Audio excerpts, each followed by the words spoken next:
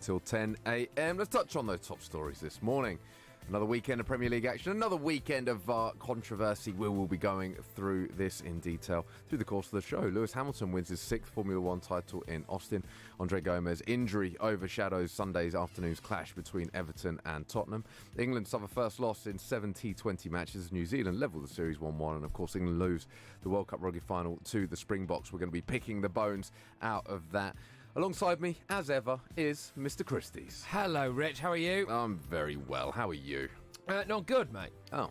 No. Go on, because? Well, I proudly proclaimed England were about to become world champions. Yep. In the rugby. And they We lost. Yeah, I predicted a win for South Africa, but it was more... You did it out of spite, really, I think. Well, it was more out Spite. of... No, that's not the word. What's the word? Superstition. Superstition, right, which yeah. I don't believe in, so maybe that was why. But yeah, so I kind of feel like I was right. I told you so. Yeah, there is that, yeah. Yeah, but England, I wanted them to win, of course, and it was very disappointing. It was more than disappointing. It was galling. It was gutting. Yeah, it was very hard to say. But from the second that you just get a feel for a game. Yeah. From the second the game kicked off, I remember thinking, "Ooh, something's not quite right here." Sinclair goes off after a few minutes, and yeah, it was a tough morning. I was going to say a tough afternoon. It wasn't an afternoon at all. It was really early in the morning. Where did you enjoy the game, or not enjoy? On the couch actually, because I had quite a firm and frank discussion with the missus the night before over something that I hadn't really planned on being a lengthy discussion, which was that I would be at the pub at that time in the morning. Okay. And it turns out that not only was that incorrect, it was also stupid, wrong, and indicated dangerous levels of early morning drinking that in some way should be a concern for our relationship going forward. Right. So I sat on the couch. Are these all factual points? That was what or an opinion? Was her opinion, and her opinion matters. Right, I see. So I watched it on the couch. Fantastic. Wild. Yeah. You know it is. But look, later in the show, well, quite soon actually, we are going to be going through each player's performance individually just to see maybe where we went wrong, and also ask the question. Eddie Jones, clearly a magnificent coach and someone that I think most people probably want to continue in post, but did he get it a bit wrong? We will be discussing that. Another interesting weekend in the Premier League for so many reasons. Obviously, Liverpool, great comeback for Man City as well. Surprising that they were even losing to Southampton. Great comeback for Man United. No, those days are gone. They barely had a shot on target. That's not happening anymore, is it? That doesn't happen these days. Liverpool are becoming the Man United of old, though. Yes, not that Liverpool fans want to hear that, or Man United fans want to hear that. But yeah, 2 goals in the last 3 minutes. I mean, we got to talk about this yesterday, and I hate seeing bad injuries. It's something that, and even this, I saw it the one time, and I again refused to watch it again because there's just, for me, no point. I don't know whether you've seen it. Oh, of course I have, yeah. On repeat. On repeat, of course you have. Andre Gomez, I mean, horrendous injury.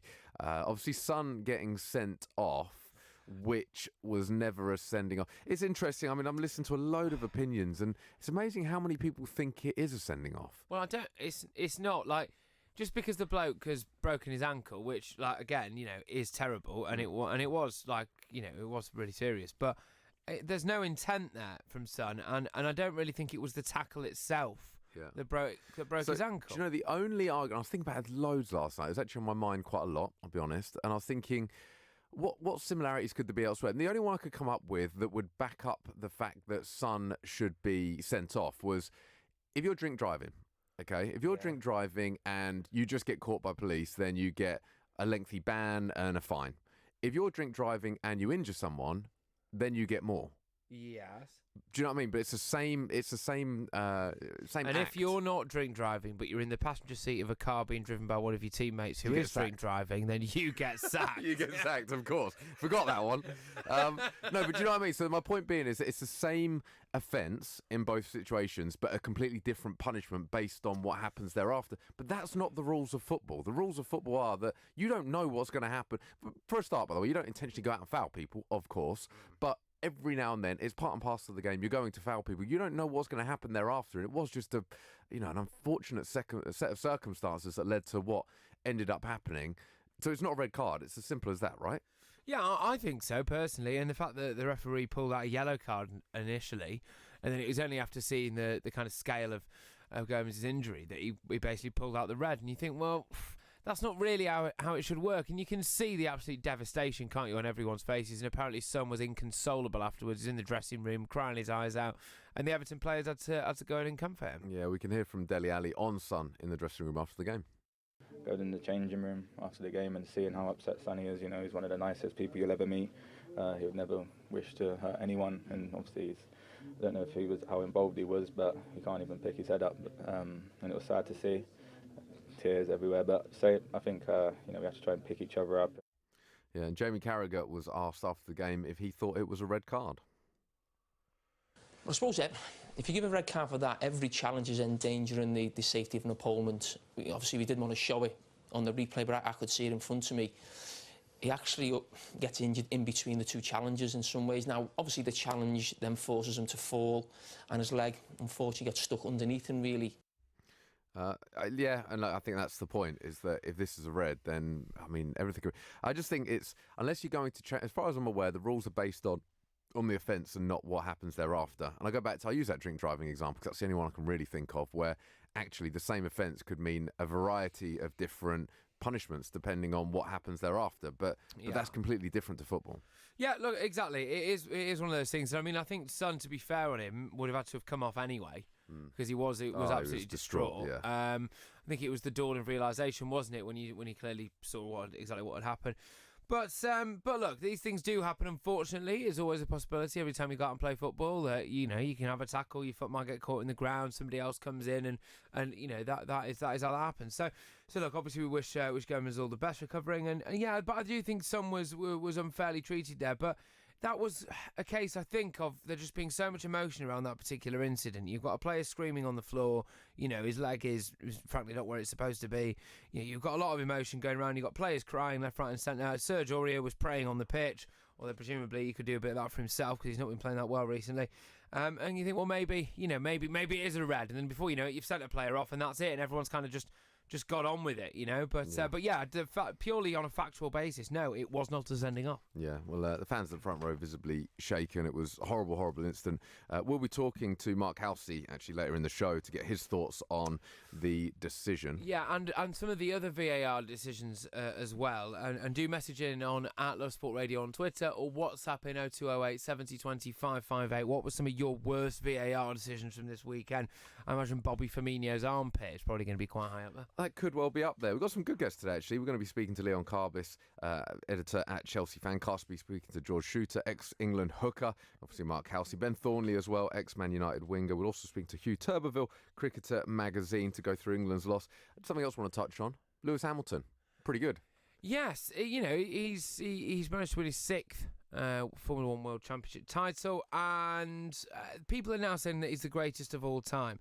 Now, he's one away from matching Schumacher's record of 7 world titles. And again, Rich, I've laid on some stats for you for later in the show about whether or not Lewis Hamilton really is better than Michael Schumacher. Is he better? I mean, I don't want to let the listeners in, but there's quite a strong case there that he might be a bit better, but we'll tell them later. Yeah, keep that secret. Yeah, okay, awesome. I'm looking forward to that. Yeah. Well, if you want the answer revealed, you're going to have to stay. Well, they're going to be clinging onto the edge of their seats, aren't they? They will. Exactly. Indeed. England in the cricket, not so good. Lost the T20. We are going to talk a lot about the rugby, of course. It was a frustrating morning, wasn't it? It just felt, and I agree with your comment earlier, that within the first few minutes, you just had that sort of feeling. It was the complete antithesis to New Zealand, where you felt early, we got the try, didn't we? So early on, and you felt, wow, England are up for this. And they just, there was barely a minute, other than the one error they made, there was barely a minute where you felt that we were under serious pressure. Whereas in this game, it just never felt like we were ever going to get close enough. I think for me, it was when Owen Farrell missed that kick, and that was the only point where we felt like we actually were getting a little bit of momentum. As soon as he missed that kick and they then extended their lead once more, it looked like it was always going to be curtains. Yes, exactly. In a game that was only ever going to be very close, and actually, as it turned out, it was higher scoring than we'd expected, but it was expected to be a relatively low-scoring affair. You can't let a team get the better of you early doors and then also spend as long as we did getting back into it, only to allow them straight back into it. I think it was twice in the first half where we'd managed to pull it back level, and then within about probably a minute or two of us doing that. We'd given away a penalty in front of the post. South Africa knock it over and get more points on the board. And that just happened far too regularly. And there is some footage, we can't play it because it involves the swearing. But Eddie Jones sat up in the stands there, banging on his desk, screaming and shouting, just the utter frustration of the bloke, his team that has been drilled to perfection, just making so many errors that you would see, from your local first 15. Yeah, indeed. Eddie Jones was asked if there was a hangover from the New Zealand semi-final. Look, that could be a factor, mate. I'm not sure. Look, I don't know why we didn't play well today. And this is one of these things that happens in high-level rugby. We thought our preparation this week was good, but in the end of the day it wasn't because we didn't play well. And you can have the most investigative debrief of your game and you still don't know what was wrong. It just happens sometimes. It's not a good day for it to happen. We're going to be kicking stones now for 4 years. And it's hard to kick stones for 4 years. Eddie Jones there. Well, the big question is, does he stay or does he go? On the back of the Mail today, Eddie must stay. The RFU is pushing to keep Eddie Jones for the next World Cup, and you can see why. He's the best paid coach in world rugby as well. He's on around £750,000 a year, and you would have thought that might have some bearing on him. I don't know. Clearly South Africa don't look like they're going to get rid of Rassie Erasmus anytime soon, and nor should they. And I don't really necessarily know if an Aussie would go and take charge of New Zealand. So you're looking around and thinking, well, are there really any that many jobs available? I mean, it's whether or not he wants the Australia one as well. Let's be honest about that. So yeah, look, if we can keep Eddie Jones, fine. But it was a disappointing performance. Like I said, we're going to go through player by player where it went wrong and assess Eddie Jones' performance as well.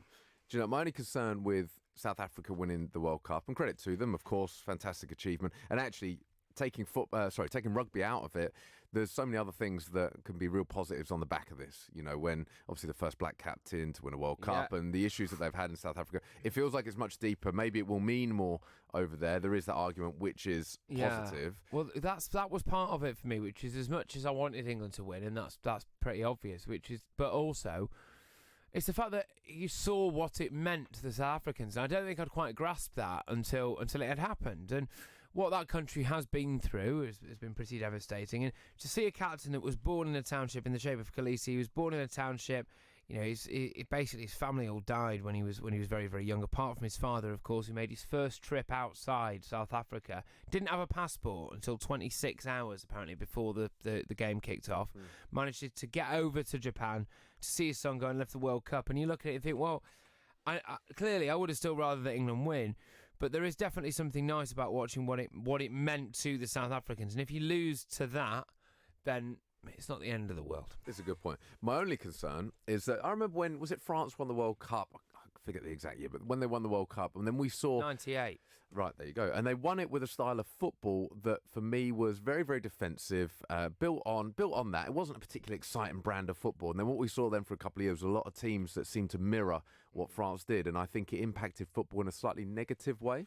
Yeah, well, South so Africa, a lot of people say that Donald Trump won the election in America based on a pack of lies. But if you ask him how that feels now, he'd say, well, I woke up in the White House this morning.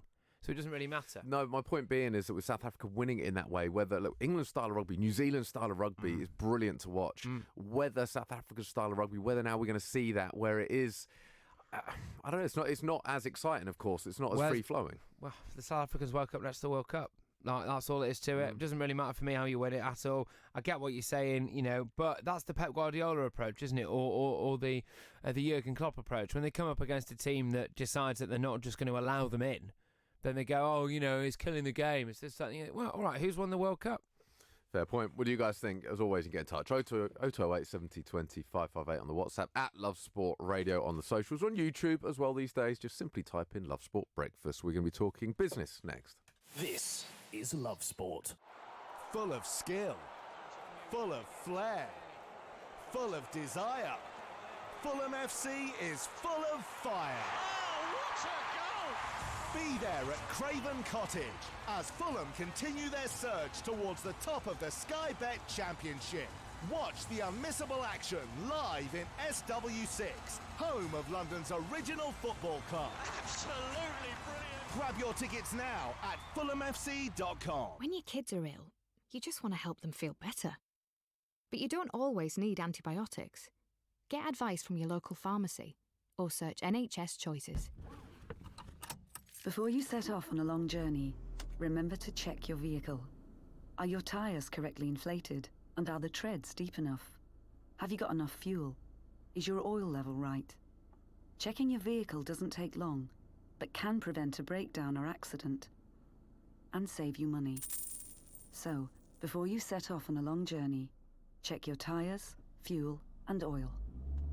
Highways England, connecting the country. If you fall asleep at the wheel, you'll put your life in danger, and the lives of others as well.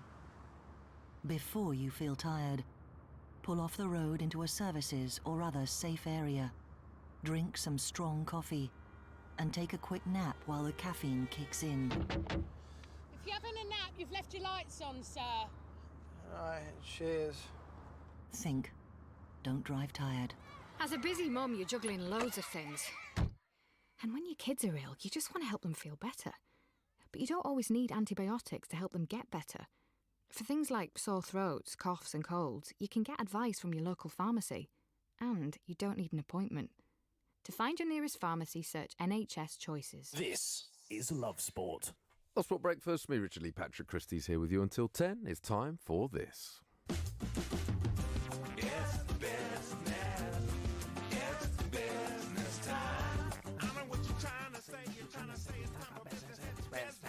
Oh! Morning, Chris. Good morning. Good morning. Chris Bailey, founder of FinancialOrbit.com. How are we this morning? Yeah, not too bad, thanks. Not too bad. Well, I was going to say the sun is out, but I think that's a bit optimistic. So, yeah, no, it's getting light. A new week, anything is possible. Well, do you know what? This is it. For all those people, the whole clock's changing. Oh, isn't it nice to have the lighter mornings? It lasts for about 3 days. And now it's pitch black and it's wet, it's cold, it's miserable. It impacted the games at the weekend. Anyway, we're not going to talk about football. We're going to talk about business. The first topic is an interesting one. McDonald's CEO fired for consensual relationship with another member of staff. Yeah, this is it. This all blew up actually overnight. It literally late doors yesterday. Steve Easterbrook, who's actually British, he's a British citizen, been actually a pretty successful CEO of McDonald's for about the last 5 years, done a very, very good job in terms of share price and profits and everything else. He dramatically quit. We don't know many details about this, but apparently it broke all company rules, and boom, he's on the way out. He admitted he fessed up, and he resigned on the spot. So, yeah, a bit of an interesting one. Of course, we'll find out over the next day or two who it was, what position they had, and things like that. But clearly, you can debate this one. It's a very difficult one in the sense that, people do what they do, but clearly within companies you may have relationships where, for example, business relationships which are inappropriate. For example, the head of the audit committee or some important division, if they're having a romantic personal relationship with the CEO, that could be difficult. So we'll all come out in the wash, but he's on his way out. A new guy's been appointed. No free burgers for him anymore. Dear me. Well, that's a shocker, isn't it? I mean, we have the same issue here actually with Rich, don't we? Where I've told you, Rich, numerous times, I don't want anything, mate. I don't see it that way. And we have got company guidelines here. Do we have to do this on air? I thought we agreed. I thought we agreed we'd discuss this and do this. Oh, shocker. Sorry, mate. Okay, carry on, Chris. Fantastic. Second story. Government spending might meet 1970s levels, whichever party wins. Yeah, no, obviously we're in the midst of the election excitements, etc. Interesting report from one think tank, Resolution think tank, overnight, which said that actually we're on the way, irrespective of which of the big political parties comes into power. We're going back to 1970s spending levels and everything else. So I'm not sure if everything in the 70s is coming back, like flares and strikes and 3-day weeks and stuff like that. But yes, spending levels are apparently going back there. And of course, the thing about spending is, as we all know, as individuals, as people with their own sort of spending patterns and the like, is that you've got to fund it somehow. So obviously that has implications for things like taxation or borrowing levels and stuff like that. So it's important stuff, but obviously there's an election to win. And promises are going to be huge. So expect to see some excitable spending thoughts and everything else over the next few weeks. Yeah, indeed. Patrick, which way are you voting again? Oh, we're doing that thing where we try to get me sacked? Yeah, that's all. Okay, no, not allowed to say. Not allowed to say which way I'm voting. We're in Purdah, We are. There we go. Purgatory. I've learned a new word. Saudi oil company might not be worth $2 trillion. Yeah. 2 trillion. I mean, small pocket change, I know, for Patrick, but in the real world, Aramco, that's the name of the company, could be worth 2 trillion according to some people, but actually they're now sort of kind of pushing the price down a bit. It might actually be only worth 1.5 trillion. Only 1.5 trillion. Absolutely nothing to be excited about. Would be the biggest company in the world if they ever do get it over the line and listed on the stock markets. Even bigger than Apple, Microsoft, and Google, and the rest. It is pretty profitable, but I have to say they're only potentially putting a few percent of it on the stock market. And frankly, I think many investors are kind of saying, look, it's a bit opaque, it's a bit unclear. And obviously, if you're of a green bent and sort of you're worried about the environment or whatever, it's probably a company that, beyond the pale to invest in. So exciting times. You'll be hitting the stock markets sometime before the end of the year. Is $1 trillion 1,000 billion? That's right. It is. Yeah, it is. It's 1,000. Generally, there's sort of this definitional debate about it, but most people think it's 1,000 billion. That's right. Wow, incredible. Chris, as always, thank you. See you soon. Great stuff. Speak to you tomorrow. Chris Bailey, founder of financialorbit.com. 1,000 billion. So we turned this into a mathematics masterclass. Yeah. Gosh, 1,000 billion quid. Yeah. I'm just trying to imagine all of the things I would do. Because you would basically own the world, wouldn't you? You would own a fair percentage, I'd suggest. I think you can probably do quite a lot of damage, or good. Yeah. Damage. Do you reckon you could spend it? Oh, 100%. Do you reckon? Yeah, just give it my wife. We'll be gone in 20 minutes. Oh, it's a joke, actually, because we're not married yet. No. Is that on the cards? No. Okay. So VAR caused controversy this weekend, once again. Yes, it did. Bobby Firmino's... I'm so glad she doesn't listen. Bobby Firmino's armpit. Yeah. Yes, talk to me about that. Well, I mean, look, it is what it is, really. So he was basically running alongside the defender.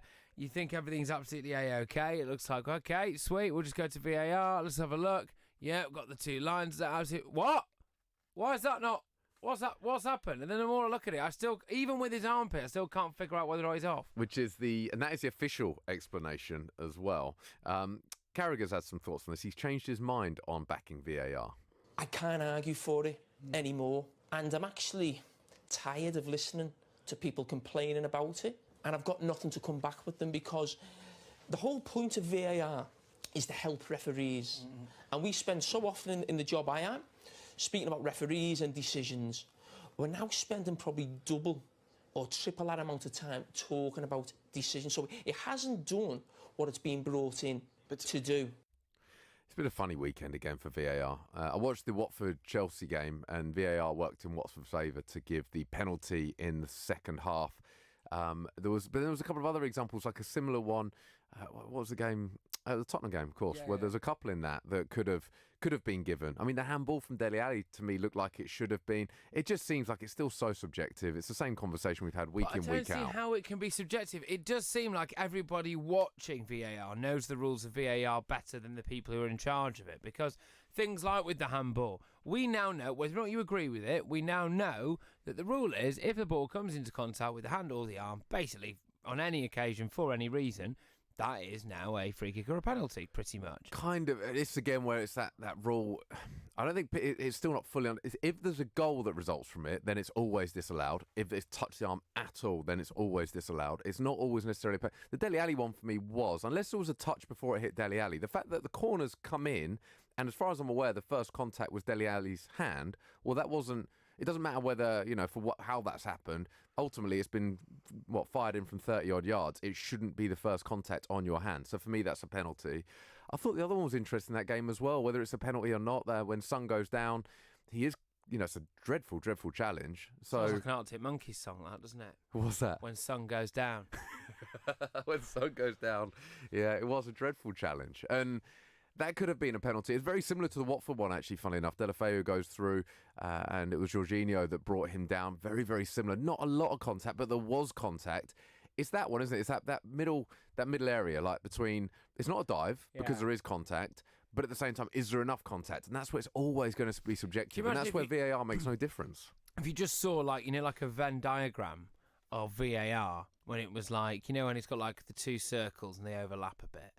And it's got like when VAR works, when VAR doesn't, and there's just two crescents, different colour on either side, then just one massive block in the middle is just one huge grey area. And then just go, right, well, we'll see. And then we all play VAR roulette, and sometimes your team wins, and sometimes they lose. That's exactly what it is. That's exactly what it is. And it was, again, the game I watched, the same as the game yesterday. When the VAR check happens, they watch it like 30 times. It's amazing how many times they go over it and the amount of time that it takes to get the decision but do you reckon that's just because like the people that are actually employed to do like the actual video recording bit of it and the fast forward and the things are just really old? Possibly. And so they do that thing. You end up with just 10 minutes of footage of like a downturned video camera just as they whistle along in the park, just looking at their shoes like this, and then it comes back and they get it caught and they can't. It's stuck. I don't know how to do it. It's stuck. It needs to fast forward. Can you come in and do it? It's like the old school VHS. Yeah. Just rewind, fast forward. You taped over it with a bit of cash in the attic. 3 minutes to 7. Love sport. Home insurance is vital. You don't want to end up paying through the nose when something goes wrong. But are you being charged way too much for your home cover? Are your insurance premiums simply too much to bear? It doesn't have to be that way. A spokesmansaid.com is a price comparison website that trawls the internet to find the best deal for you. Don't pay the price for not shopping around. Visit a spokesmansaid.com and start saving today. spokesmansaid.com. Fighting for you, saving you money. Making small changes to your lifestyle could improve your chances of staying healthier longer. Start now by taking our free How Are You quiz. Just search 1U. Exercise. It doesn't have to mean Lycra or a fancy gym membership. All you need is 10 minutes and you. Because a regular 10-minute brisk walk is a great way to get more active. Whether that's walking to the shops or getting off the bus to stop early. Picking up the pace and getting your heart pumping can make a real difference to your health. So, to see how much brisk walking you're doing and how you can fit more into your day, download the free Active 10 app, because there's only one you. I love my brother. We do fun things like playing together. I like having hugs with Freddie. Freddie gives the best hugs. Freddie used to be very poorly, and the doctor said he might need a new liver. Then one day, a very nice person gave their liver to Freddie. It was amazing. We were so happy. Now he's around to give me more hugs than ever. Tell your family you want to save lives. To find out more, visit organdonation.nhs.uk. As a parent, you always want to protect your kids, so make sure their vaccinations are up to date. Measles and whooping cough are on the rise and can cause severe illness, but childhood vaccinations can help prevent them. Are your child's up to date? Find out more. Search online for NHS vaccinations. Love Sport Breakfast. Me, Richard Lee, Patrick Christys here with you until 10 a.m. We've got a big hour coming up. We're going to be going through the ratings, the player ratings of those England rugby boys from the week. And Patrick's going to give us his expertise on each. We're also going to be talking to Leon Carbis, editor at Chelsea Fancast. Of course, Chelsea, good win against Watford. Looking good in the league at the moment. Of course, them, Leicester, Man City, Liverpool look like the four teams that are going to break away. We'll be going into detail on that. As always, you can get in touch. 0208 70 20 558 at Love Sport Radio on the socials. We're on YouTube as well. We see a couple of you been in touch. Thank you for that. You can do so on YouTube. Just type in Love Sport Radio. The time is 7 o'clock. On digital radio, online, mobile and smart speaker. This is Love Sport News. From the Sky News Centre at 7. Politicians are being asked not to make impossible funding promises over the NHS during the general election campaign. The Academy of Medical Royal Colleges and NHS providers are warning against politicising the health service, saying it won't help. MPs are recommending the possession of drugs for personal use should be decriminalised across the UK. The Scottish Affairs Committee is also critical of the Home Office's decision to block a proposed safe drug consumption facility in Glasgow. The MPs heard evidence from lots of people affected by drug abuse, including Rosie, whose son left prison a heroin addict. She told the group she tried to offer support, but soon realised she wasn't helping at all. None of it was working. In fact, what was happening was we were just sustaining an unsustainable situation and perpetuating it. We became part of the problem, actually. We became a big part of the problem. It creates a huge division. The boss of McDonald's has stepped down after having a relationship with an employee.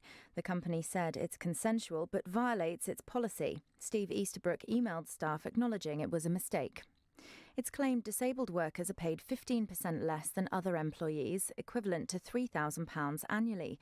The TUC says its research indicates they effectively work for free for the last 57 days of the year. Lewis Hamilton claimed a 6th Formula One World Championship crown at the United States Grand Prix.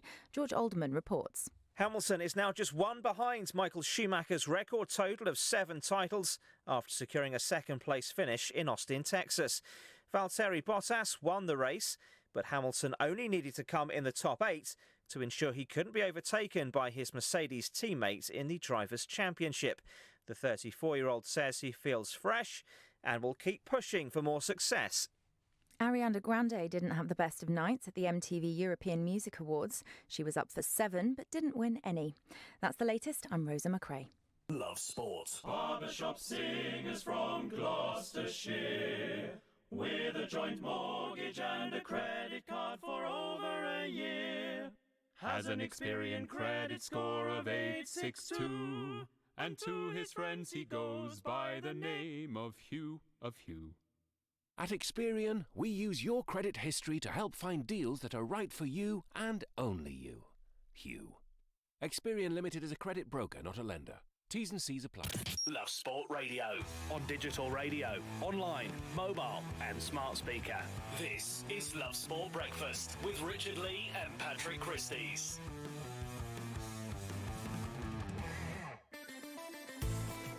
Love Sport Breakfast, Love Sport Radio. Me, Richard Lee, Patrick Christys here with you until 10 a.m. Let's touch on the headlines this morning.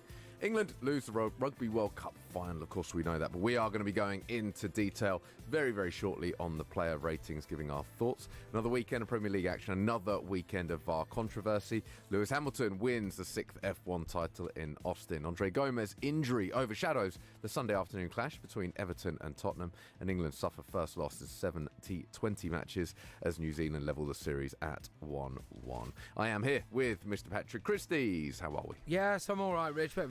Bit of a sad weekend, really, Do you know for what? England. It was one of those weekends, so it started so promisingly. And, so much excitement waking up on the Saturday. Do you know that in the Championship, all 5 of our London clubs lost as well? Do you know that? Really? All 5 of our London clubs Well, no, lost. you've said it, and I've thought about it, yes. Yes, so all 5 of London clubs lost. England lost. It just felt like it was one of those days.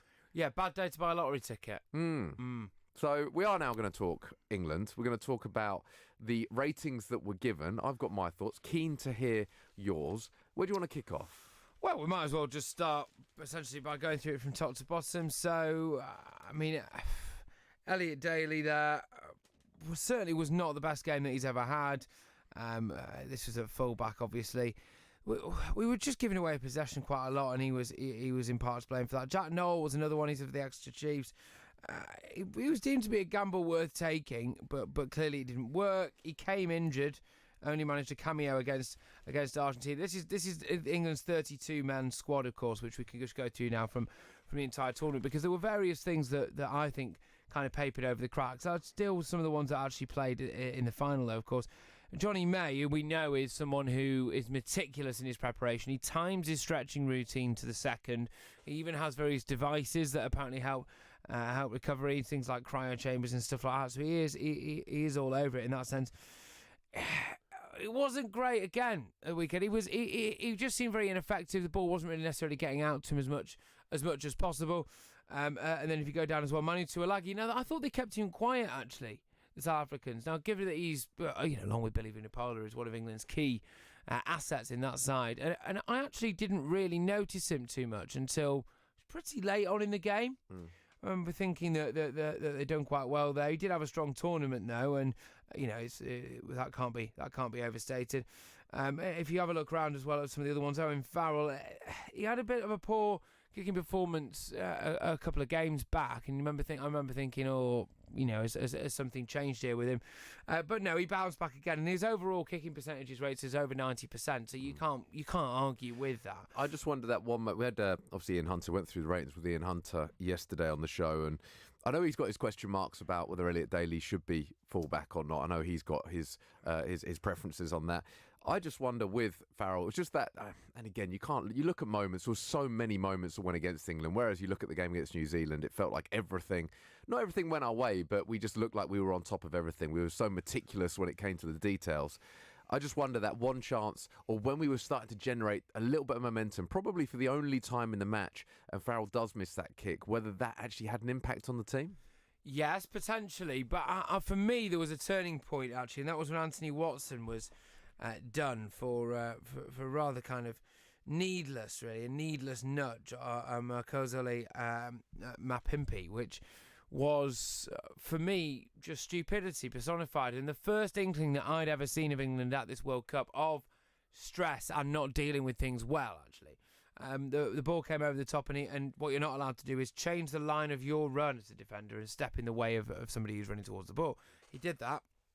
He did it pretty obviously. In front of one of the linesmen as well. And you think, well, that was a moment of naivety, really, that I think did a lot to highlight exactly where England went wrong. The South Africans managed to really get at us, and their pack just made us look like boys, really, to be honest with you. It was all very well and good. I know that we lost Carl Sinclair very early on, unfortunately, and no one was more gutted than that about other than Carl Sinclair, by the way. Did you see him when we went to give him his silver medal, his runners-up medal? He wouldn't even put it around his neck. He was throwing it down. How much of a difference did that make? Because, again, you look at moments, and him coming off probably didn't appreciate just how much of a difference that would make at that point in the game. Well, that was it. And you see, that was the key point for me, because clearly England, under Eddie Jones, always have a meticulous game plan. But that game plan seemed to centre so much around Plan A going well. And that Plan B took so long to enforce that the game was gone by then. And when we lost Sinclair, you obviously lose that strength and that power, especially in the scrum and against the South African side, which is just imperious, basically. It was like a horde of rhinoceros going up against some school children at one point. And it was such a long time before we sorted that out, before Joe Marler came on. See, Dan Cole again did all right, but Dan Cole he's one of England's most capped players, but he got bullied a little bit again in the scrum. Well, interestingly, he got a rating in the paper yesterday of 1 by one of the papers, which I thought was a bit harsh. I think it's harsh because I think that, but I don't think you can fault him necessarily just because obviously there was no indication that he wasn't trying. But yeah, it was poor from him, and that was really for me where that game was won for South Africa. When you've established so early on your physical dominance in what is such a physical sport, and you see a team that is making several unforced errors, starving themselves of possession, the ball not being particularly good in hand, and realistically, all you have to do is keep going and you'll win the game. Yeah, no, very true. Anyone else you want to pick out in particular for praise or criticism? George Ford wasn't great. He's not always that assured under the high ball, and I thought he played quite nervously, and so did plenty of his teammates. Let's be honest. His kicking game was off, and I wonder whether or not that was one of the things that was spoken about in one of the post-match interviews, where they were saying that we were woefully inaccurate in the first half.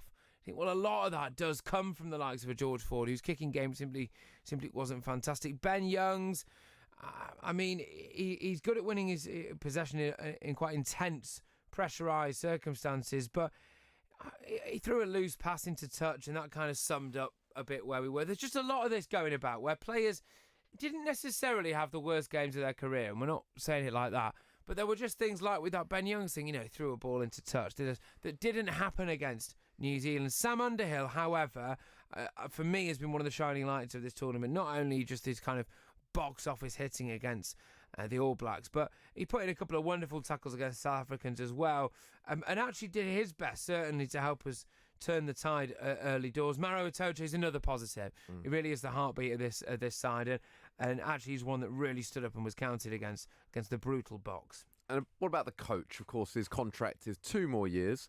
Do they extend it to 2023? If you're Eddie Jones, is this the moment you say, actually, I've taken this team as far as I can? Well, that's for Eddie Jones, really. I think certainly from an England perspective, we would probably want Eddie Jones to continue. I don't think there's really any clamour whatsoever for him to go. He's been sensational at this World Cup, and for the last 4 years, really. I'd want him to stay. Like I said, he's the best paid coach in world rugby, £750,000 a year as a basic salary. You would have thought that would be enough to tempt him. He said that thing in the press conference about we're going to be kicking stones for another 4 years. And I wonder whether or not you say that unless it's your plan, really, to still be there in 4 years' time. Yeah, indeed.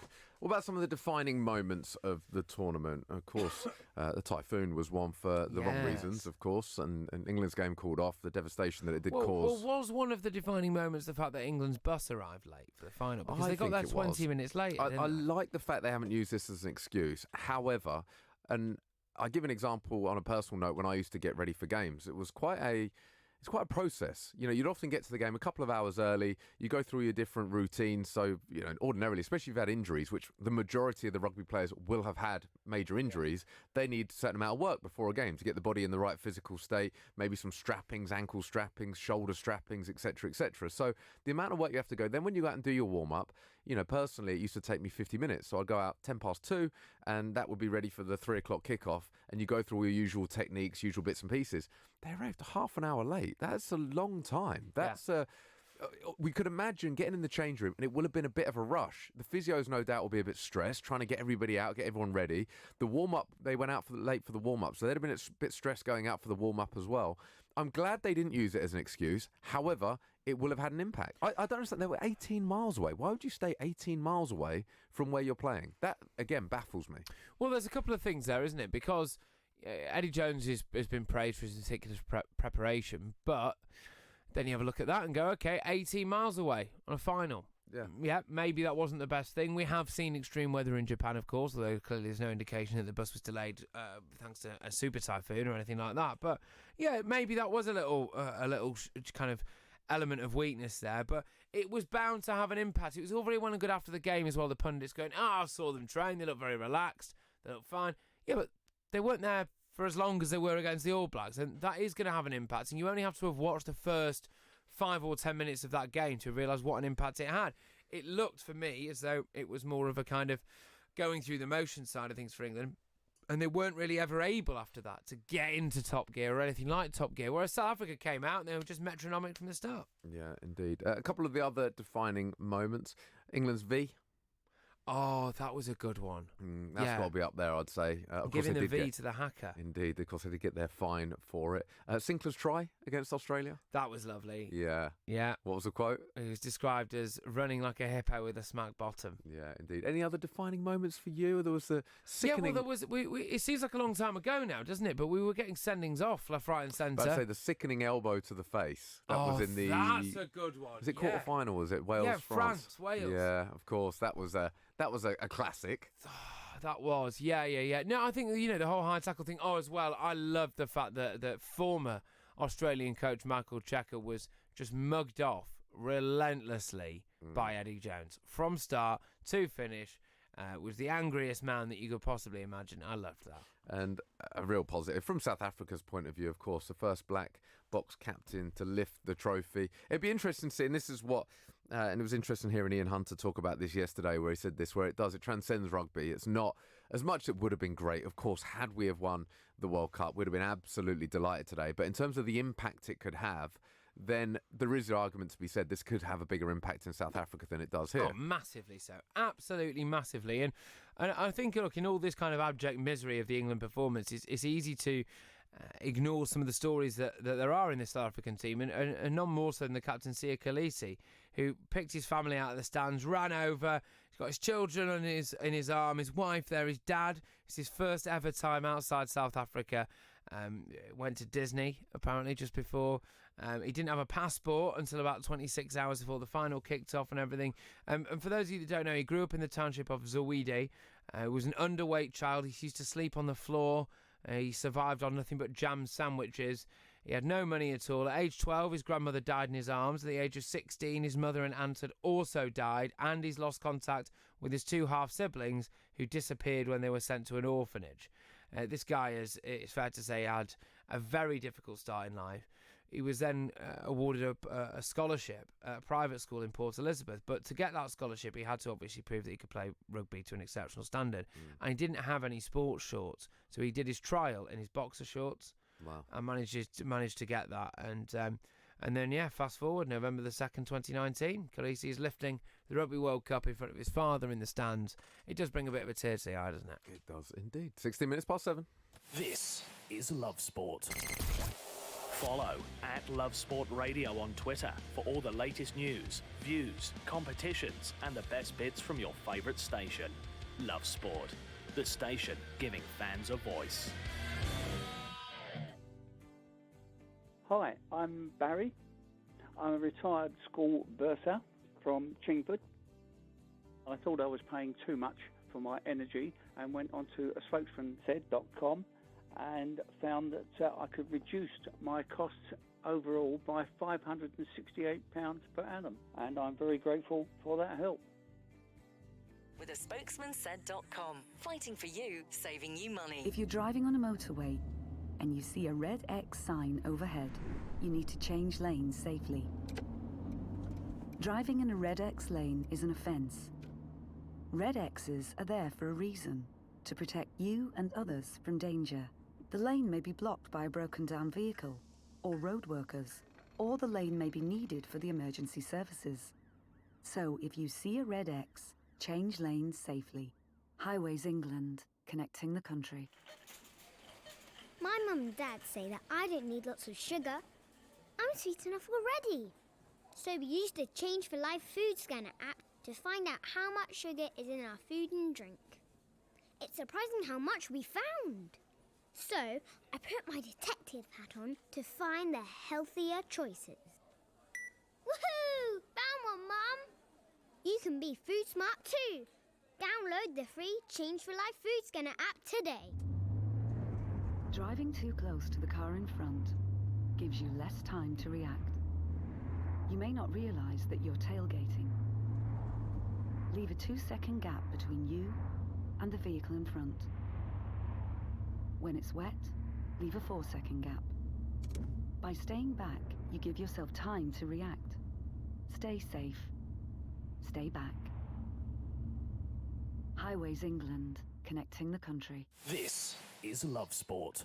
Love Sport Breakfast. Me, Richard Lee, Patrick Christys here with you until 10. Thanks for the messages that are coming in. Got a good one here from Clive. Australia in the group matches showed how to compete with South Africa. It wasn't rocket science to realise that South Africa's game is based on a large pack, but England just couldn't cope. It's a fair point from Clive there. I think he should probably have his own show. Do you reckon, yeah? Yeah. We'll come and invite him in here, That Clive. level You of can come in-depth in. knowledge. This is it. We can just fire the questions to you. So, Clive, let us know if you want to come and join us on the show. We would more than happily welcome you. We're going to talk a little bit of football, if that's okay with you, Mr. Christys, because it was a fascinating weekend in the Premier League. I mean, the only thing I could predict going into this weekend's results was that City and Liverpool would win. Both did, but in circumstances that we probably would never have predicted. How City, given that Southampton's last game was a 9-0 defeat at home to Leicester, how they were 1-0 up against City for so long. Huge credit to Southampton. Question marks for me over Man City, but again, they showed the character to come back. Similarly with Liverpool, slightly different. Again, they've shown great character to come back, and they're finding a way to win, even when they're not playing brilliantly. They are, but I think that in itself just sums up why we love the Premier League, doesn't it? The idea that a team can get absolutely spanked 9-0 and then be leading against the Premier League champions for quite a lengthy period of time, I thought was brilliant. Yeah, there's loads to get stuck into here. Of course, Bournemouth beating Manchester United as well. Newcastle West Ham was a cracker of a game, 3-2. At what point do you reckon Newcastle fans just start to realise that actually Steve Bruce might be all right? Steve Bruce is my hero of the weekend. Yeah. Because they were fantastic. First half, by the way, West Ham, I'm really concerned about them. First half, dreadful. Newcastle should have been 5 up. Weird, isn't it, with West Ham? It's weird, and I know I kind of bring so many things back to goalkeeping, but since Fabianski's got injured, that has impacted them massively. He is so big to their team, to their squad, it has massively impacted them. They've been dreadful since then, and, you know, Roberto coming in, I'm not a big fan personally. I think he could have done a bit better with a couple at the weekend. But no, Steve Bruce, you look at the games they've played as well. They're not easy games. The only bad result I'd say they've had, when I say bad, a game they should have got something from was the Norwich game, in hindsight. But other than that, to pick up 12 points from 11 tough games, and now actually they've got an opportunity. The next 8 games or so, they've got some winnable games. If they can pick up 14, 15 points, all of a sudden they could be top half of the table. Yeah, it's like those weird things when you press fast forward on Football Manager for like 20 years and you just see Steve Bruce's Newcastle United have won yet another treble. Yeah. Steve Bruce is now manager of Manchester City in an interesting twist. Yeah, they're playing Brucey ball. Yeah, the other one I wanted to mention, Brucey ball. Yeah. The other one I wanted to mention to you, because we spoke about it so often, but he finally did get the sack on Friday, was Nathan Jones of Stoke. Oh, it's happened eventually, hasn't Not Premier League, but I just wanted That's to touch like on that. That's like that classic thing, isn't it? When you've got a dog that you know is really knackered and old, and then you take it to the vets a couple of times and you just can't quite muster up the courage, and then eventually you do it and you realise it was the best thing for everyone. Yeah, indeed. Now they're deciding as to who their new manager will be. I know they're trying for Alex Neil at Preston, although Preston are top of the league, Stoke are bottom of the league. So, I don't know. Stoke, of course, play tonight. Go back to the Premier League. How long's Unai Emery got, you reckon? Well, not long. I mean... He's sat in the waiting room at the vets, isn't he? He's waiting for the verdict. Waiting for the verdict. What is it? Do you know what? And this is the worry for Arsenal, is that they're coming out of that game delighted to get a point at home to Wolves, and really Wolves should win that game. And I don't know. They're not moving forward. Wolves had 25 shots to Arsenal's 10. Yeah. 8 on target, 42% possession, almost as many passes actually as well, just under 100 off. You look and you go, oh, it wasn't really a dominant performance. And of course, when Aubameyang put them ahead after 21 minutes, and you think, well, that's it, surely. 76 minutes, Jimenez pops up, bish bash bosh, we're level. And if there was going to be one team that was going to win it after that, it wasn't going to be Arsenal, was it? No. And another team we need to touch on is, of course, Man United. Your team. Your team as well. Yeah, that's true. Was my team. No, it is my team. Do you know what? It's a weird one, right? And this is where people ask me, who do I support? Look, I want Man United to win the Premier League. I hold my hands up, because as a kid I used to watch them all over the place. But I think because I played, I will always look for the Watford result, the Brentford result, before I look for the Man United result. So what does that mean? Does that mean I'm still... Well, that means you want a little bit of happiness before the inevitable crushing disappointment. Right, that's exactly what it means. Well, look, they went down to Bournemouth, which it wasn't a nice day. First and foremost, it was wet, it was windy. Right. That might have impacted They're from it. Manchester, mate. That's true. If anything, they should be more used to it than anyone. Summer. Yeah, that's true. Because I'm trying to think of an excuse for the fact that they were pretty abject. They did hit the post towards the end. Yeah, good. Maybe the excuse is just that they're quite a bang average team led by a bloke who doesn't necessarily know what he's doing. No, the bit that concerns me is the interview afterwards. I don't know if he's watching the same game where, the final touch wasn't quite there. No, the first touch wasn't there either. Yeah, and now Romelu Lukaku, a much thinner, by the way, Romelu Lukaku, is absolutely banging them in. He scored 2 at the weekend and a 2-1 win for Inter. And you think, there was a brilliant piece in the Mail today that was about Manchester United's scouting network. And they were saying, like, that this January they're just going to be recommending this quite tall, powerful striker who's been banging them in Serie A. He's shown quite a decent turn of pace. His touch might be a bit off, but he's a natural finisher who's definitely going to get you 20-odd goals a season. Oh, no, we've had him. We've had him and we just let him go. So that's United all over. They'll buy him back for 120 million. Buy him back 120 million, improved contract. And then he'll do the same thing. Then sell him again to Inter this time next year. Watford I want to touch on. We're going to touch on Chelsea shortly. So we're speaking to Leon Carbis, editor at Chelsea Fancast. Watford, 6 points from safety. Nearly got an equaliser in the final minute against Chelsea. Ben Foster, of all people, with a header at the far post. And a great save, in fairness, from Kepa. Otherwise, it would have been a draw. That being said, no way did they deserve a draw. They were absolutely outclassed on the day. Now 6 points from safety. It's worrying. Did you ever score? No. And do you know what? When I was a kid, I went up to take a penalty and I hit the post. Oh, no. Devastated. Yeah. What? They had the goalkeeper come up to take a penalty? Basically, because true story, with 0-0, and it was our third penalty of the match. We'd missed the first 2, and I was third choice penalty taker. So it was my turn, and I missed as well. We missed all 3 penalties and drew the game 0-0. Dear me. Horrendous day. Anyway, thanks for bringing that one up. But they are now 6 points from safety. Football's not the winner there, is it? Oh, no. It was just a dreadful day all round. I remember sat in the car. I was young. Sat in the car with my dad on the way home. Just no one talking. It was just one of those days, Just like, yeah. Anyway. But they are 6 points from safety. They didn't look brilliant against Chelsea, it's fair to say. Ben Foster was very, very good. Made 4 or 5 world-class saves. It could have been 6 or 7. I'm really concerned for Watford. They've got Norwich on Friday, which I can't help but feel is already a 6-pointer. Massively so, definitely. I must say I was quite surprised by what's been going on at Watford, and I can't quite put my finger on it. Can you, as a former player with somebody with close ties to that current dressing room, are you maybe able to put your finger on why it's gone wrong? They can't score goals. Right, fantastic. There That's the one. That's what we it. like. It's as simple as that. Do you know what? Defensively, they're not horrendous. They're not. In fact, they're not bad. They've got some good players there.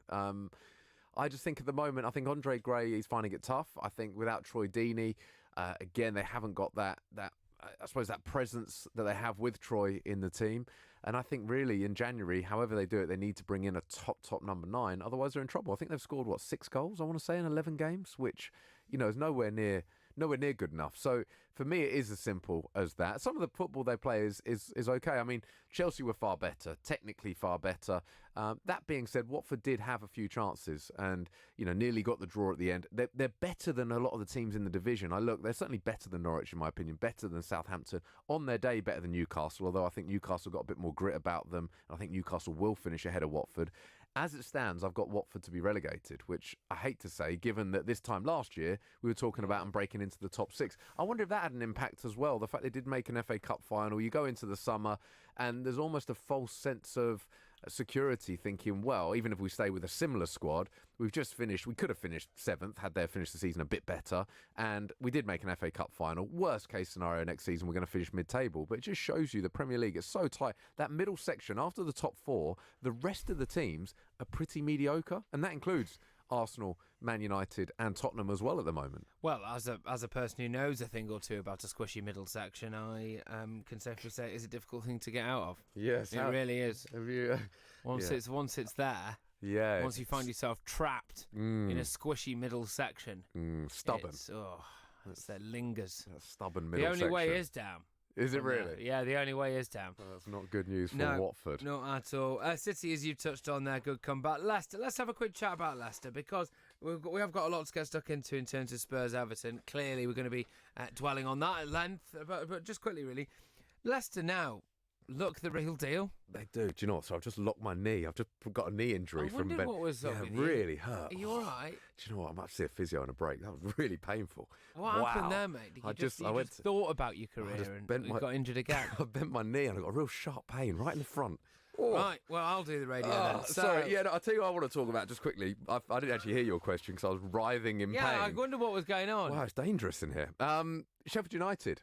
Fantastic. What a team. All right, yeah, you really weren't listening. I really wasn't listening at all. I was in absolute agony. Oh, wow. Oh, we got any ice? Ice? No ice. Wow. Right, I'm going to go get another operation. Rich so, really can get injured anywhere. I know. Wow. What did you say? Leicester against Crystal Palace. Leicester did really well. They now look like they're the real deal. That's what you said? Yes. Yeah, I kind of heard that.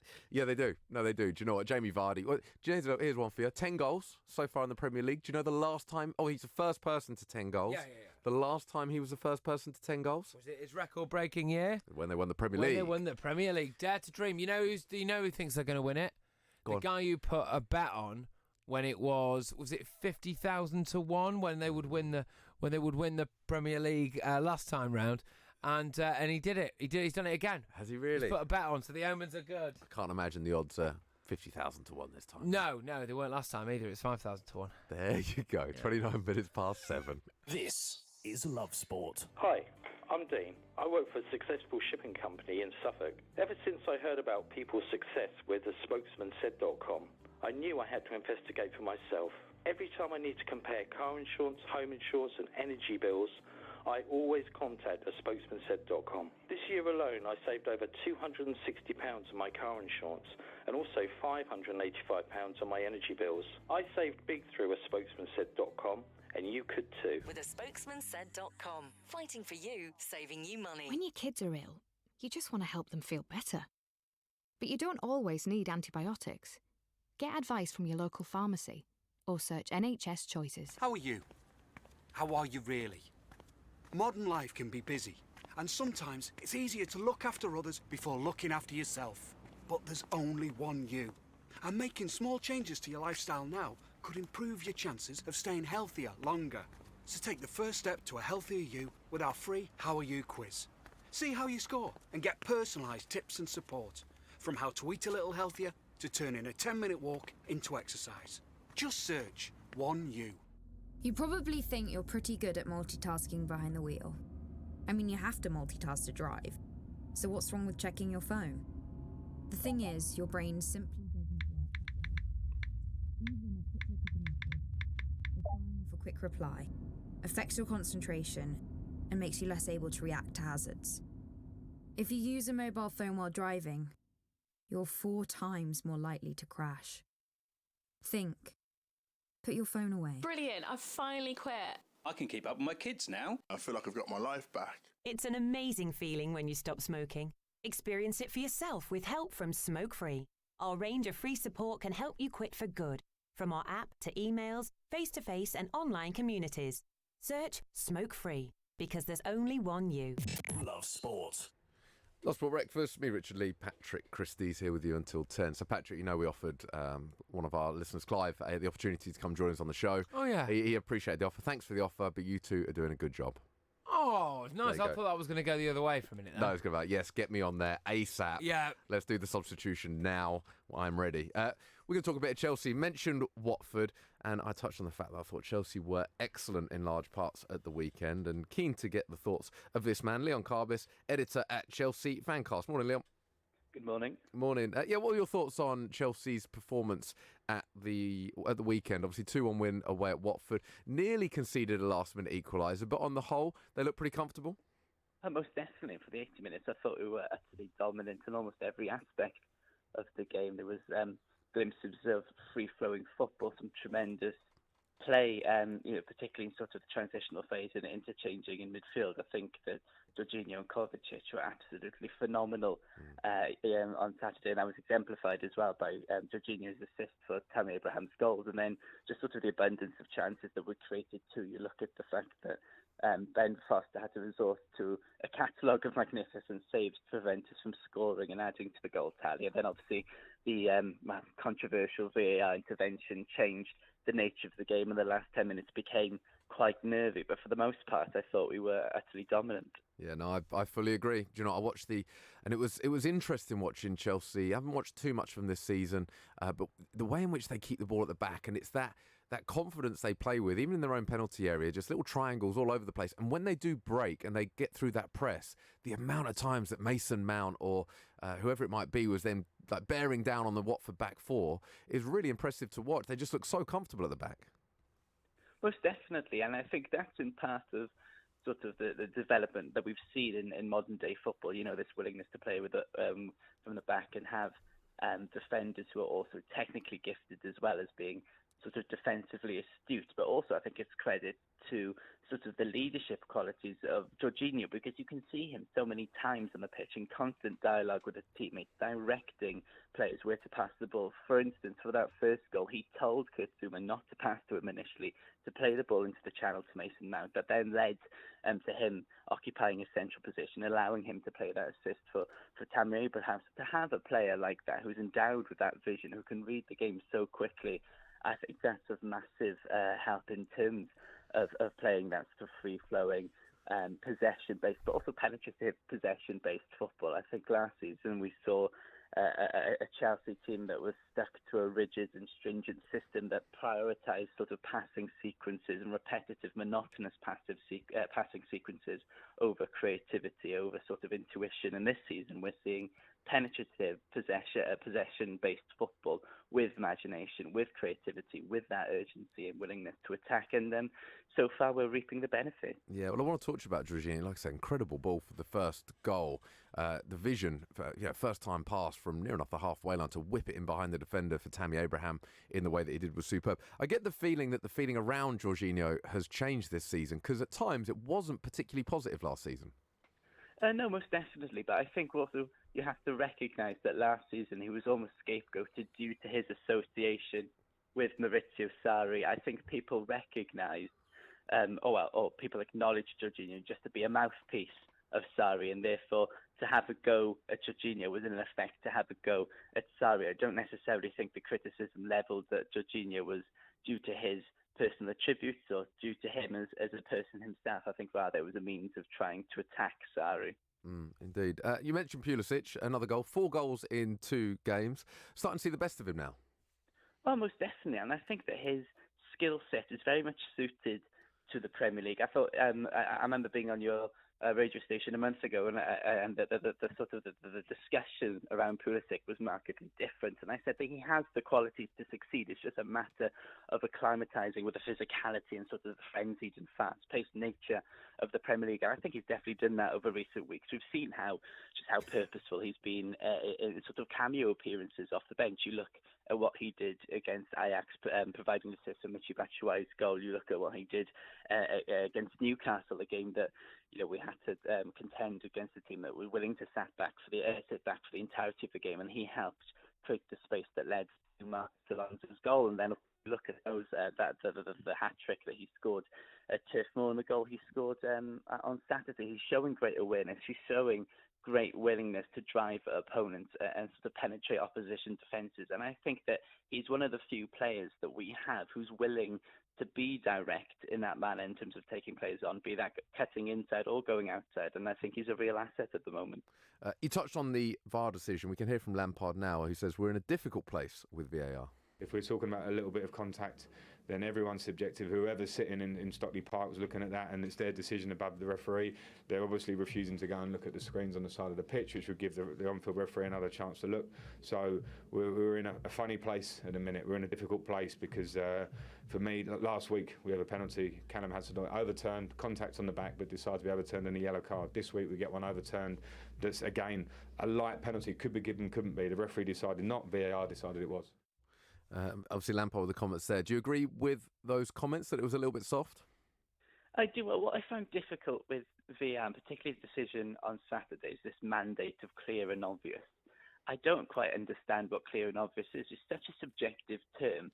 Innately, if I were to think that something was a penalty and someone else were to disagree with me, then surely that's not clear and obvious, because you have that sort of plurality of opinion that exists, and that almost undermines that mandate. And then to build on that point further, I mean, particularly on the instance of the Delafeu Jorginho incident on Saturday, the decision took quite a long time. There was a lot of deliberation before Anthony Taylor was advised by Mike Dean to give the penalty. And surely if you're looking at something for that amount of time, then that almost indicates that it's not clear and obvious. If they have to analyse that continuously before making a decision, then I don't think it's clear and obvious. And we saw it again, actually, in the Tottenham-Everton game yesterday with the alleged Dele Alli penalty. That took ages before a decision was made. And in the end, I thought it was an incorrect decision, regardless of my bias against Tottenham. I genuinely thought that he handballed he was guilty of a handball, and Everton should have been awarded a penalty. So, it's a difficult one, because VAR is supposed to be there to empower the referees. Are supposed to be there to aid and assist them, and at the moment all I can see it doing is undermining their authority. Yeah, no, I'd have to agree. Obviously, Chelsea, since the opening day, obviously lost to United on the opening day. Last 10 games, 23 points, which is a fantastic return from the last 10 games. They're only 2 points off City. I was going to ask you whether a top four finish is attainable, but I think I know the answer to that. I'm going to ask you, do you think they can challenge City? I'm not sure. I think it's very, very important to take each game as it comes, and I recognise how much of a cliche that sounds, but I think that's the mentality that we have to go with at the moment, because we have to recognise the extent of our overachievement, in a sense, considering the fact that N'Golo Kante has been absent for the majority of the season, and Antonio Rudiger had only returned for a brief 45 minutes at Wolves before suffering another injury. So the fact that we're doing it at the moment, given sort of the list of injuries that we've attained so far this season, I think is incredible, and it's much better to be grounded and level-headed and approach each game as it comes, as opposed to thinking about the bigger picture, because at the moment, we don't want anything to curtail the momentum that we've attained. There's no point allowing sort of over-ambition or high expectations to sort of undermine what has been an incredible start to the season. And I think that it's, in part, that mentality of taking each game as it comes has contributed to the positivity, and long may that continue. Yeah, and a quick word on the game tomorrow night. Of course, Ajax in the Champions League. How do you see that one playing out? Well, it's interesting because I thought we absolutely nullified Ajax for the most part away from home.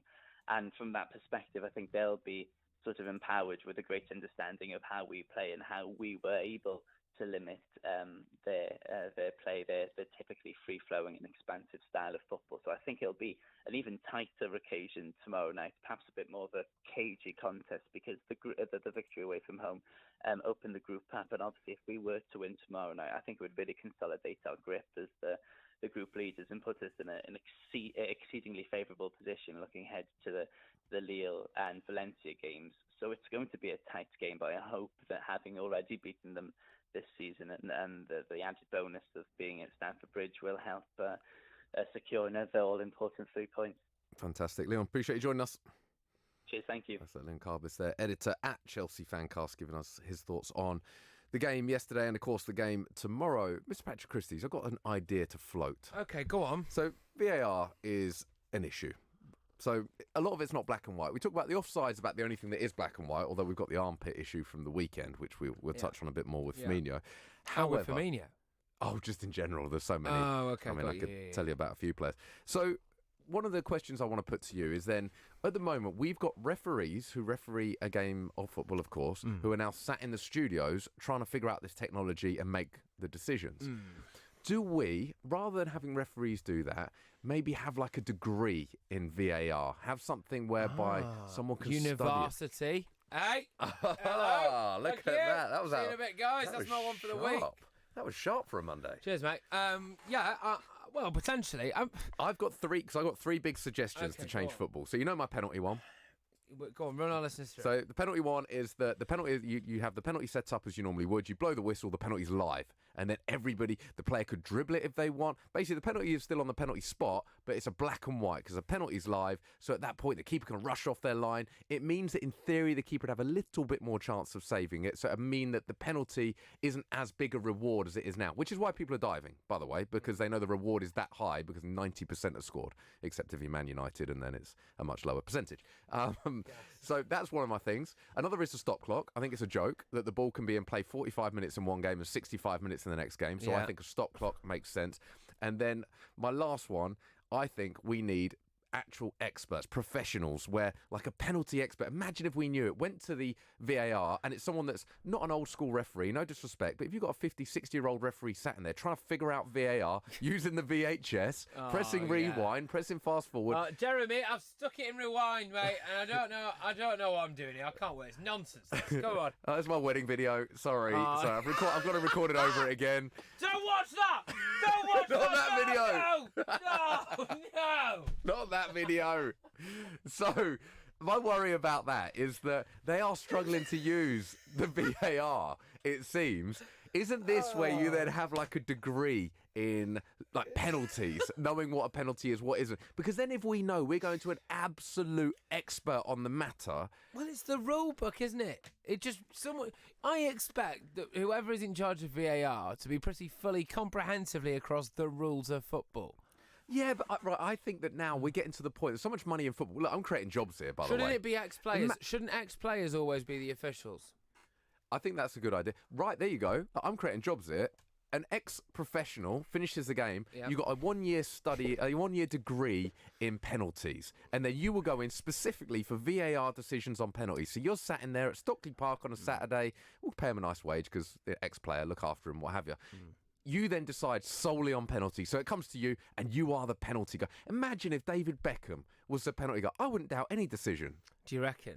I would be like, Beck says it's a penalty, it's a penalty. Like, don't even I try and argue there's with more me. of a respect element there, because that's the issue that we've got at the minute, which is that, you're seeing this thing right now, we're going to VAR to check it, and then you watch the replays at home and you think, right, well, that's hit him on the hand inside the box, and it's a penalty. No penalty? No, roulette wheel says no. Okay. And then you just watch another one like later in the day, and it's like, oh, that's hit him on the hand. That's a penalty. Right, yeah. Right. Okay. He's been fouled in the box there. Let's flip a coin. This is what I mean. So imagine if you then had... Okay, so this is it. I think we're coming to a conclusion here. An ex-pro who is well-respected. Yes. James Milner when he quits. I tell you what, actually. James Milner. What a man. We could do that. That would be good. If James Milner officiated every single Premier League game. He's now our penalty expert. We do a little crash course on what is and what isn't. And then as soon as it's VAR, we go live to James Milner, who gives a decision on whether it's a penalty or not. And he explains why it's a penalty or why it isn't. No, don't get him to explain it because he's dull. But just get him to make the decision, and then pay someone else to explain it who's more entertaining, like Jimmy Carr. Yeah, good shout. Who else could we have? Who's entertaining that we could have that could explain penalty Jamie decisions? It's Jamie Vardy. He's copping it, by the way, isn't he? From all the that's the thing. I think that's the untold damage. So, like, my missus has done things that's damaged my social standing. Yeah.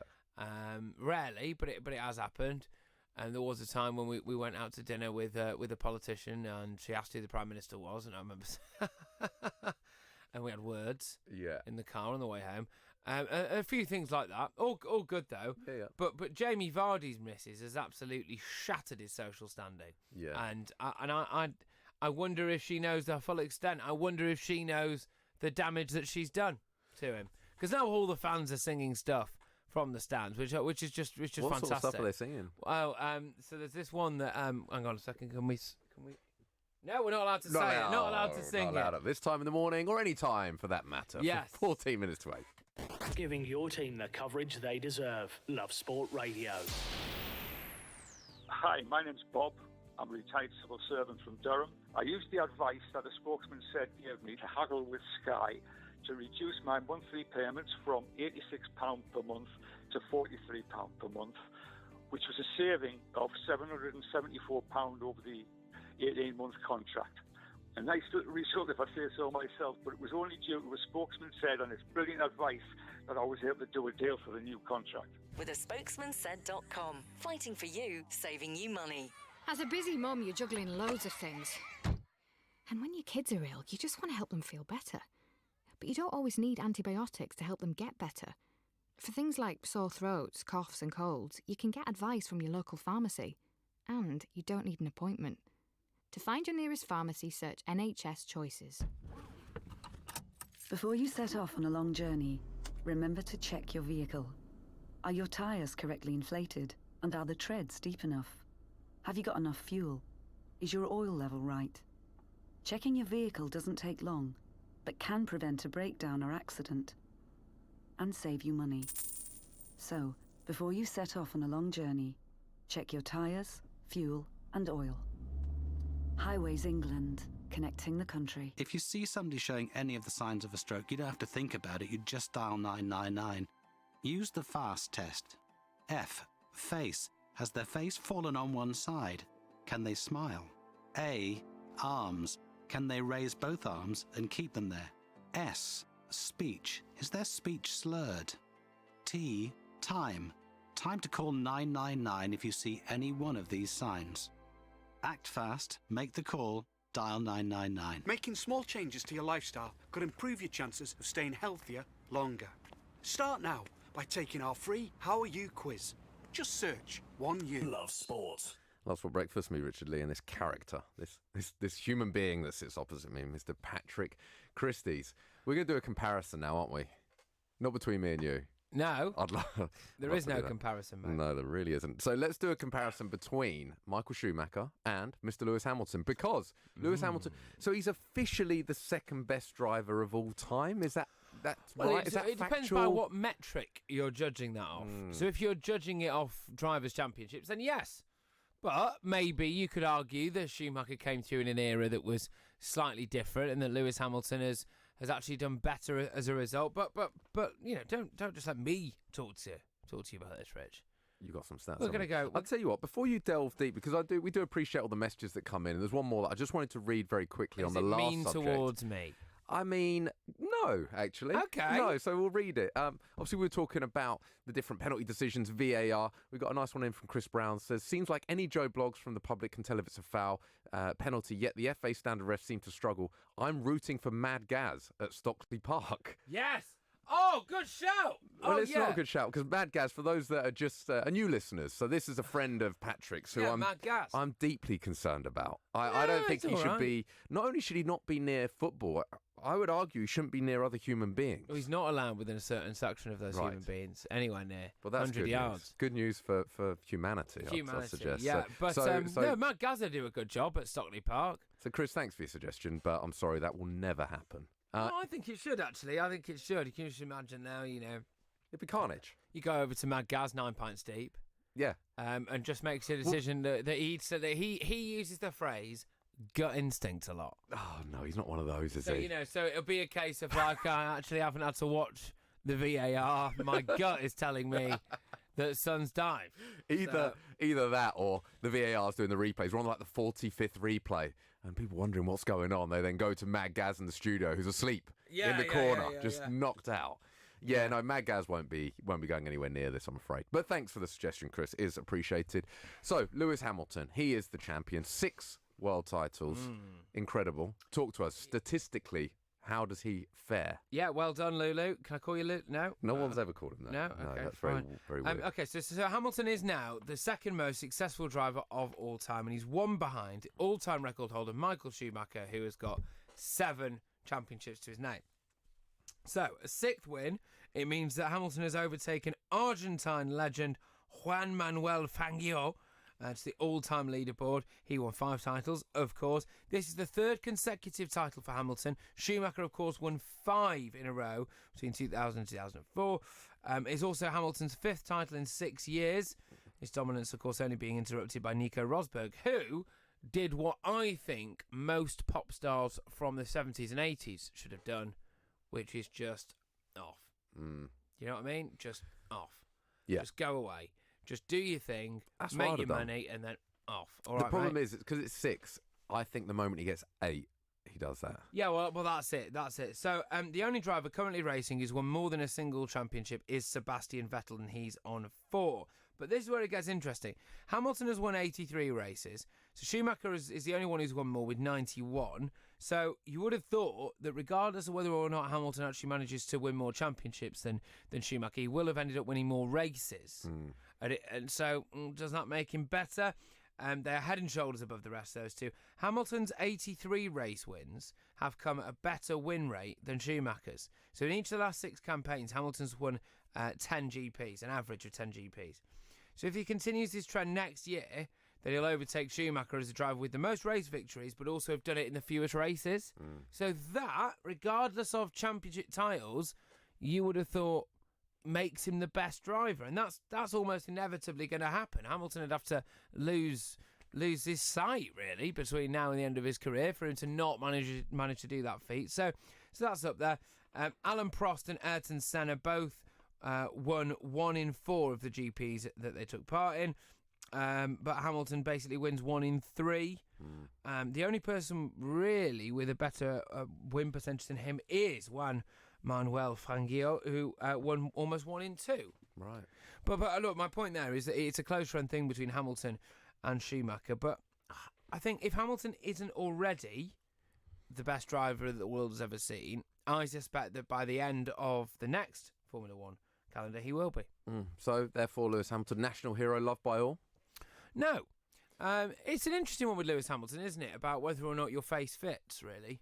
Because he is someone who, for whatever reason, I don't think people initially warm to. How does it feel? Well, I wouldn't know. Right. Oh. No, you wouldn't know. You wouldn't know. Really? Okay. That's a really awkward moment in there. I'll tell you what, let's go to our producer, Mark. Maybe he can break this tension. Good morning, guys. Good morning. Good morning. Is it Mark? Is it a good morning, Mark? Listen, yeah, well, it is when I'm on the desk. So, okay. Yeah, obviously, so just quickly on Lewis Hamilton, I'm from Hitchin, just round the corner from Stevenage. Ah, he's a local boy, of course. He is Hang on, didn't he call it the ghetto? Yeah, the slums, actually, Patrick. Yeah, slums. He said, yeah, I've come a long way from the slums.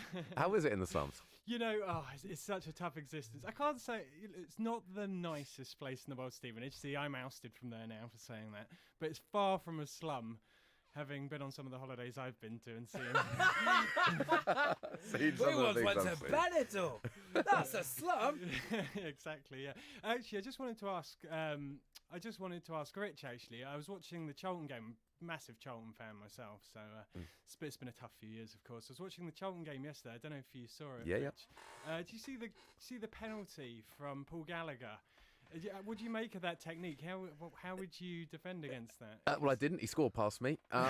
So he's got this technique, for those that haven't seen it, where he stands next to the ball facing his own goal, so facing the other way, and he stands with the ball like just behind his heel, if that makes sense. And he'll wait until the referee blows his whistle, then he strides back, like marches back 5 steps, turns, sprints to the ball and smashes it. And he's done it his whole career.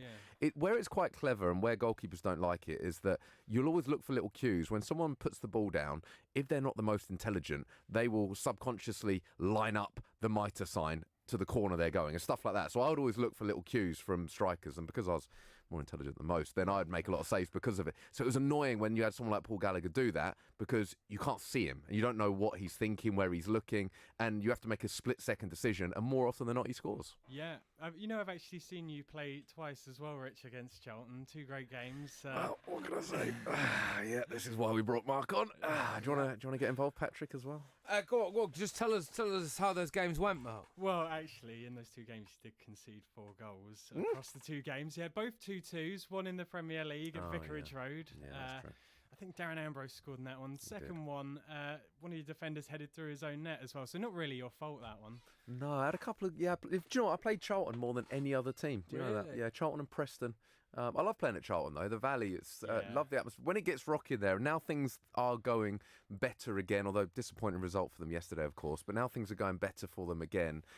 I'd love to see them back in the Premier League. You just feel like they need the ownership situation we're flying sorted. In the face of adversity there, yeah. But it was great to see the Valley as full as I've seen it in a long while. I mean, I think last time was that playoff semi-final last season in League One, where it was nearly as full as that. And it's great to see us on TV as well. We were on against Fulham the other week at Craven Cottage. So exciting times to be a Charlton fan again, but we need to get that ownership sorted, indeed. Very true, very true. Your thoughts on Charlton this season, Patrick? I think there's going to be a sense of mass panic at Charlton if it looks as though they're going to get promoted. Because they'll... Well, just because so they managed to get into the position that they are now, which is not by luck, because that luck would have run out by now. And Lee Bowyer deserves a huge amount of credit, as do the players.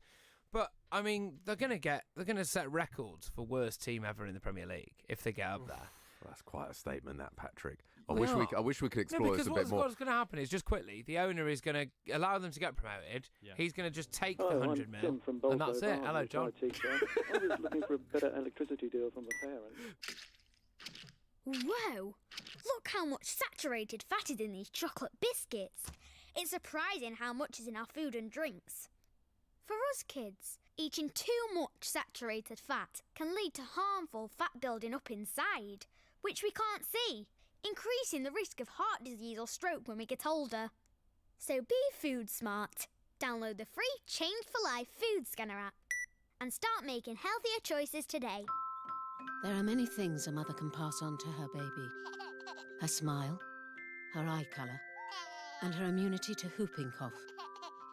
Whooping cough is a very dangerous illness for young babies, and at the moment it's spreading fast. A simple vaccination during your pregnancy can help to protect your baby in their first weeks. Please speak to your GP, nurse, or healthcare professional and pass on your immunity. It's cancer, they said. My first thought, let's just say it wasn't money, but time off work for treatment and trips to the hospital, paying the mortgage, and the cost of living doesn't go away just because you're living with cancer, and Macmillan can help with that too. My advice? Take their advice, soon as. I did. Macmillan, right there with you. Call now or search Macmillan Money Worries. Oh, it's okay. Let's face it, when your kids are ill, you'd do anything to help them feel better. But remember, antibiotics aren't always needed. You might not realise it, but taking antibiotics when you don't need them puts you and your family at risk of a longer and more severe illness. Help keep your family well. Always take your doctor's advice on antibiotics. Search NHS antibiotics. All better. Love Sport Breakfast. Me, Richard Lee, Patrick Christys. We're here with you all the way until 10 a.m. We've got a big hour coming up. We're actually going to speak to Mark Housey, of course, ex-referee. Lots of VAR controversy this weekend. We're going to ask him about Son's tackle as well, that horrendous injury to Gomez yesterday. But was it a red card? I think most people agree it wasn't, but of course we'll get an expert's opinion. Mark Halsey will be on. We'll also speak to George Shooter, ex-England hooker. England did lose South Africa. We'll be getting his thoughts as to why. We'll also be speaking to Ben Thornley, ex-Manchester United winger. A poor performance from United losing to Bournemouth at the weekend. As always, get in touch, 0208 70 20 558, at Love Sport Radio on the socials, or on YouTube too. The time is 8 o'clock. On digital radio, online, mobile and smart speaker. This is Love Sport News. At 8. Two health groups are asking politicians not to make empty promises when it comes to the NHS during the election campaign. The Academy of Medical Royal Colleges and NHS providers say unrealistic expectations can set the service up to fail. Labour's publishing figures it claims reveals operations cancelled due to staff shortages and equipment failures are up by a third in 2 years. Jonathan Ashworth is the party's shadow health secretary. Doctors and nurses have to hold us to account. But also, I'm not going to apologise for being passionate, and I'm not going to apologise for being angry when I've had a constituent who's had his bladder cancer operation cancelled twice. It's reported detectives in Vietnam have arrested 8 people after 39 bodies were found in the back of a lorry in Essex. Police here on Friday said they believed all of them came from the country. MPs are recommending people are no longer prosecuted for possession of drugs if they're for personal use. The Scottish Affairs Committee reckons that changing the law would help deal with the root causes of problem drug use and encourage people to seek treatment. McDonald's says their chief executive demonstrated poor judgment after having a relationship with an employee. Steve Easterbrook, who's been in charge since 2015, agreed to step down and sent an email to staff saying it was a mistake. The fast food chain says the relationship is consensual but violates policy. Despite nominations in 7 categories at the MTV European Music Awards, Ariana Grande walked away empty-handed. Billie Eilish, Taylor Swift and K-pop group BTS were among stars to win double. Liam Gallagher also made an appearance to collect the inaugural Rock Icon Award. I want to congratulate MTV for recognising my brilliance. Thanks for the award. I'll wear it well. In a bit. Britain's Lewis Hamilton has won his 6th Formula One world title. He's now just one behind Michael Schumacher's record of 7. That's the latest. I'm Rosa McRae. This is Love Sport. Arla Cravendale. It's not milk. It's fresh milk, filtered for purity.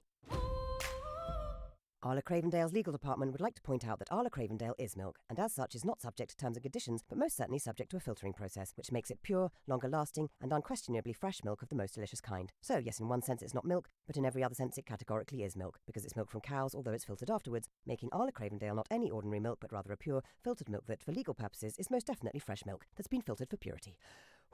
Love Sport Radio. On digital radio, online, mobile and smart speaker. This is Love Sport Breakfast with Richard Lee and Patrick Christys.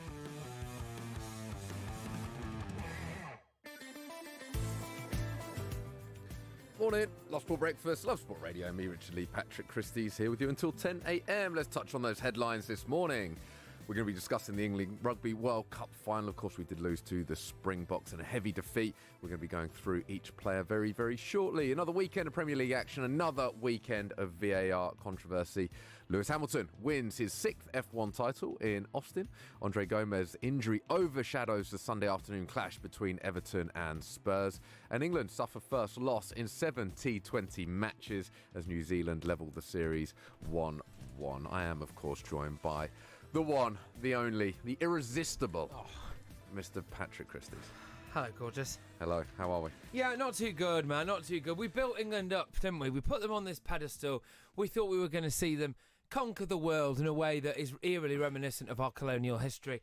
And no, alas, we were beaten by the South Africans. Is this where we're to blame for having expectations? Because I suppose I use the example of, like, I turn up here every morning and I have absolutely no expectations when it comes to you. Yeah, good. And so it means that sometimes I'm pleasantly surprised, and a lot of the time it just is what it is. That's what I've said to my girlfriend. I went, if you don't expect me to have done the dishes, then you can't be disappointed when I inevitably haven't. I haven't done them. But she does, and she always uses the phrase that that England football fans have used for generations now, which is it's the hope that kills you. Yes. And that was it. You see, going into Saturday morning, I think I'd allowed myself to get a bit carried away. The New Zealand game got me excited. I thought we had too much for them. And I saw South Africa struggle, it's fair to say, against Wales. It was only a late penalty that decided that semi-final. So you thought, surely we were going to win this game. Yeah, well, so South Africa were the first team to win a World Cup, having lost a game along the way. Of course, they were thumped by New Zealand in their first game. 247 minutes is the amount of time that South Africa have played in any World Cup final without scoring a try. Of course, they ended up getting 2, didn't they, on Saturday? Saturday saw the second biggest margin of victory in a World Cup final. Only Australia's demolition of France 20 years ago, and that was 35-12, was more one-sided. And it's this question, isn't it, of where did it all go wrong? And for me, we looked so much better when Joe Marler was on. Yeah. And when Joe Marler was playing, and I think he came on about 60-minute mark. And I remember thinking, it's a bit late in the day. If you've got issues with your pack and if you've got issues with your scrum, why wasn't it sorted sooner? We, of course, saw the fact that Sinclair had to go off. Unfortunately, he was sparked out, wasn't he, quite early on in the game. But it just took us so long to get that bit of the game sorted, and that's where it was lost, really. Yeah, it was. And look, I hate to say it, but isn't that kind of Eddie Jones's fault? Do you know, for me, and this is where it felt for a long time, although we weren't really getting going, we weren't massively in it, because it was always within, 6 points. You always felt, look, we can get that try, so we're always within touching distance. The kick that Farrell missed, I think the fact that then South Africa went up the other end and extended their lead to 9, if I remember, because the moment it goes to 9, then you know it's a 2 scores, and it changes the dynamic of the game. I do wonder if Farrell had scored that, whether that would have changed things. The other thing for me was actually when South Africa did score the try, and it was that horrible, horrible feeling. The moment that they break through, and you're like, you knew that was game over. 60-odd minutes, and you knew the moment they put it down, it was game over. Then you had that moment of hope when they went to the TMO, and there was a chance that it was a forward pass, but it wasn't. But that for me, and then that was it, really. Then I don't want to say we crumbled after that, but of course then they did score another try, and in the end, the margin of victory was that much more. I just wonder if we started to believe our own hype, and if Eddie Jones has started to believe his own hype as well. Masterminded our victory against New Zealand, and that was fantastic. But it was a gamble for him to select 2 scrum halves and then 2 tight heads, and that was just brutally punished in the final by South Africa, where it did look like a horde of rhinoceroses. Rhinoceroses. I mean, we can spend time over this. Okay, all right then. Yeah, but it did look like that going up Rhinos. Rhinoceros, and they were going up against boys essentially. Yeah, I'd have thought you'd have known rhino. Well, no, because there's rhinos, but then there's rhinoceroses. I think. Anyway, we can debate this later when we have David Attenborough on the show. Absolutely, what a guest we have coming up in the next hour. He's going to be discussing the rugby with us. And now, here we have it.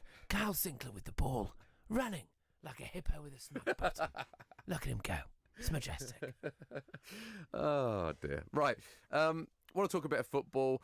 I want to talk about the game yesterday. Not a great game, by the way. Which one are you talking about now, Sorry, mate? there was a couple of games. You're right. Great win for Leicester. We won't talk about that. They're doing great. No, I want to talk about the Everton-Tottenham game. Yeah.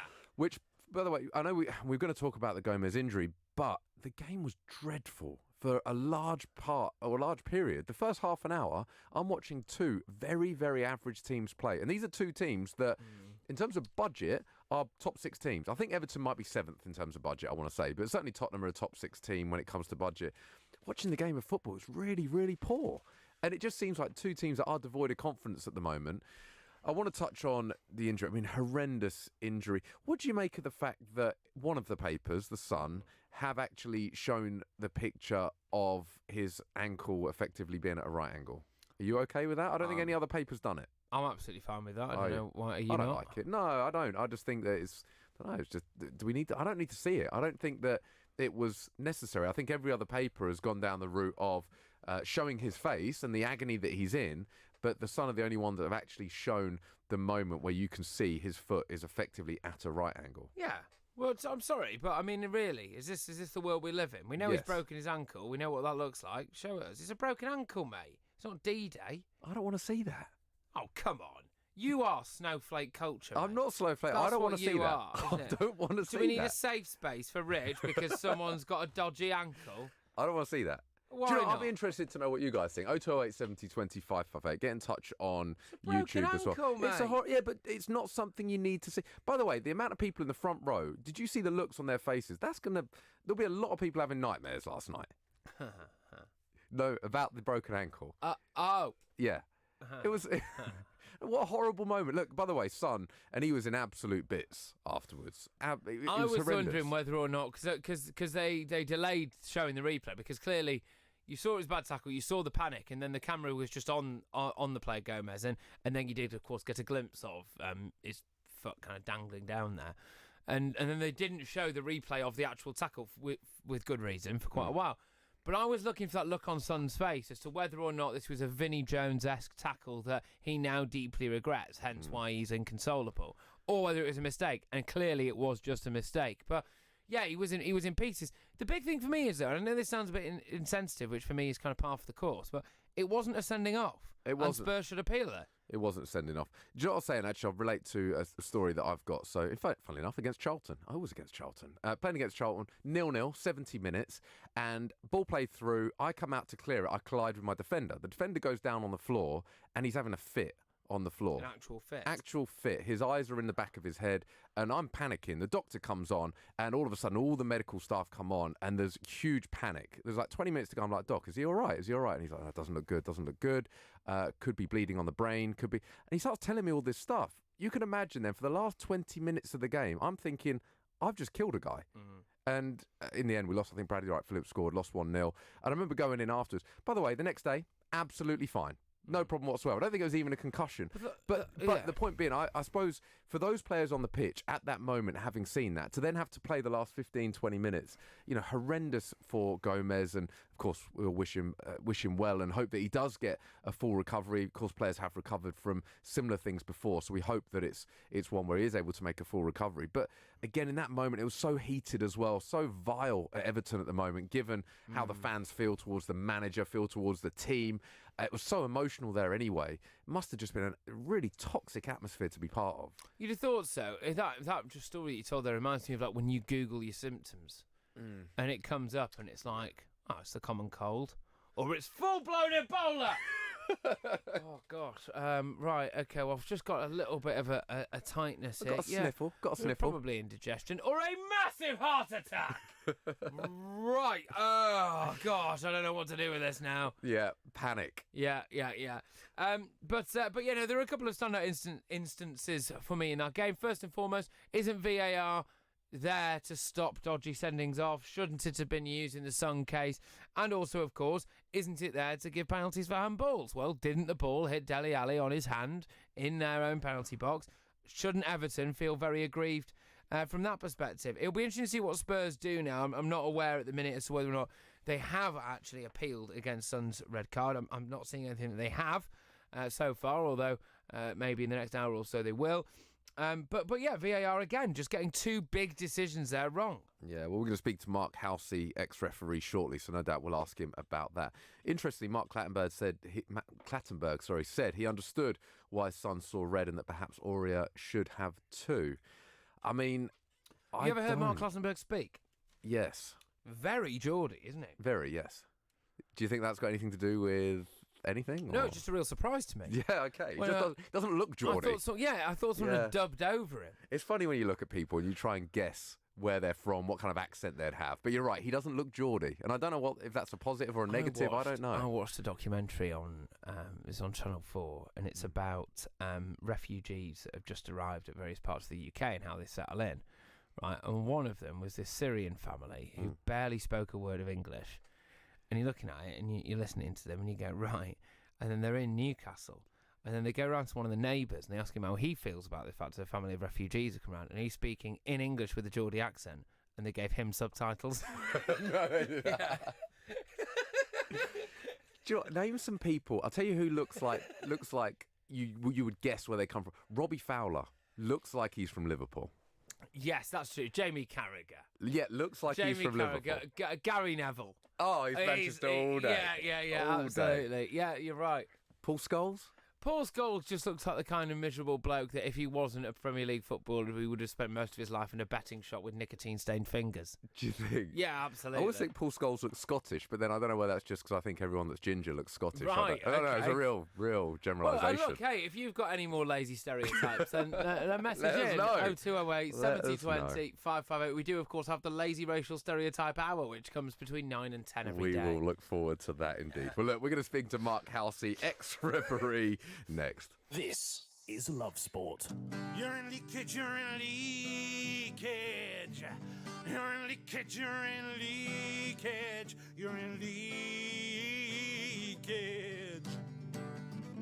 You're in leakage, you're in leakage. Henna men. Pants and pads. You're discreet. Masculine. You're right. Secure absorption zone. Buy online or in shops. You're in. Tenna men. Keep control. Urine? No. When your kids are ill, you just want to help them feel better. But you don't always need antibiotics. Get advice from your local pharmacy or search NHS Choices. Before you set off on a long journey, remember to check your vehicle. Are your tyres correctly inflated? And are the treads deep enough? Have you got enough fuel? Is your oil level right? Checking your vehicle doesn't take long, but can prevent a breakdown or accident and save you money. So, before you set off on a long journey, check your tyres, fuel, and oil. Highways England, connecting the country. If you fall asleep at the wheel, you'll put your life in danger, and the lives of others as well. Before you feel tired, pull off the road into a services or other safe area. Drink some strong coffee, and take a quick nap while the caffeine kicks in. If you're having a nap, you've left your lights on, sir. Right, cheers. Think. Don't drive tired. As a parent, you always want to protect your kids, so make sure their vaccinations are up to date. Measles and whooping cough are on the rise and can cause severe illness, but childhood vaccinations can help prevent them. Are your child's up to date? Find out more. Search online for NHS vaccinations. Love Sport. Love Sport Breakfast, me, Richard Lee, Patrick Christys here with you until 10 a.m. Now, there was some controversy this weekend. In fact, several controversial VAR decisions. And delighted to say we've got Mark Halsey, ex-referee, on the line to discuss them with us. Morning, Mark. Morning, Richard. This weekend, it's every weekend at the moment. Isn't it? Well, VAR. do you know, we just end up on this show, we just keep replaying the same conversation over and over for one segment of our show, it feels, because I don't know where to start, really. I mean, we'll start with the red card, if that's okay with you. I mean, it was obviously horrendous what's happened to Gomez. It was interesting hearing some of the comments yesterday in a couple of the talk shows that I was listening to. Certain people saying they thought it was a red card based on the result and what ended up happening. And the only example I can give, and I gave earlier, would be, for instance, if someone were to drink drive, then their punishment would often be dictated by what happens thereafter. But that's not the case in football, right? It's a case of whatever the challenge is, you get penalised on the challenge, not what ends up happening after that.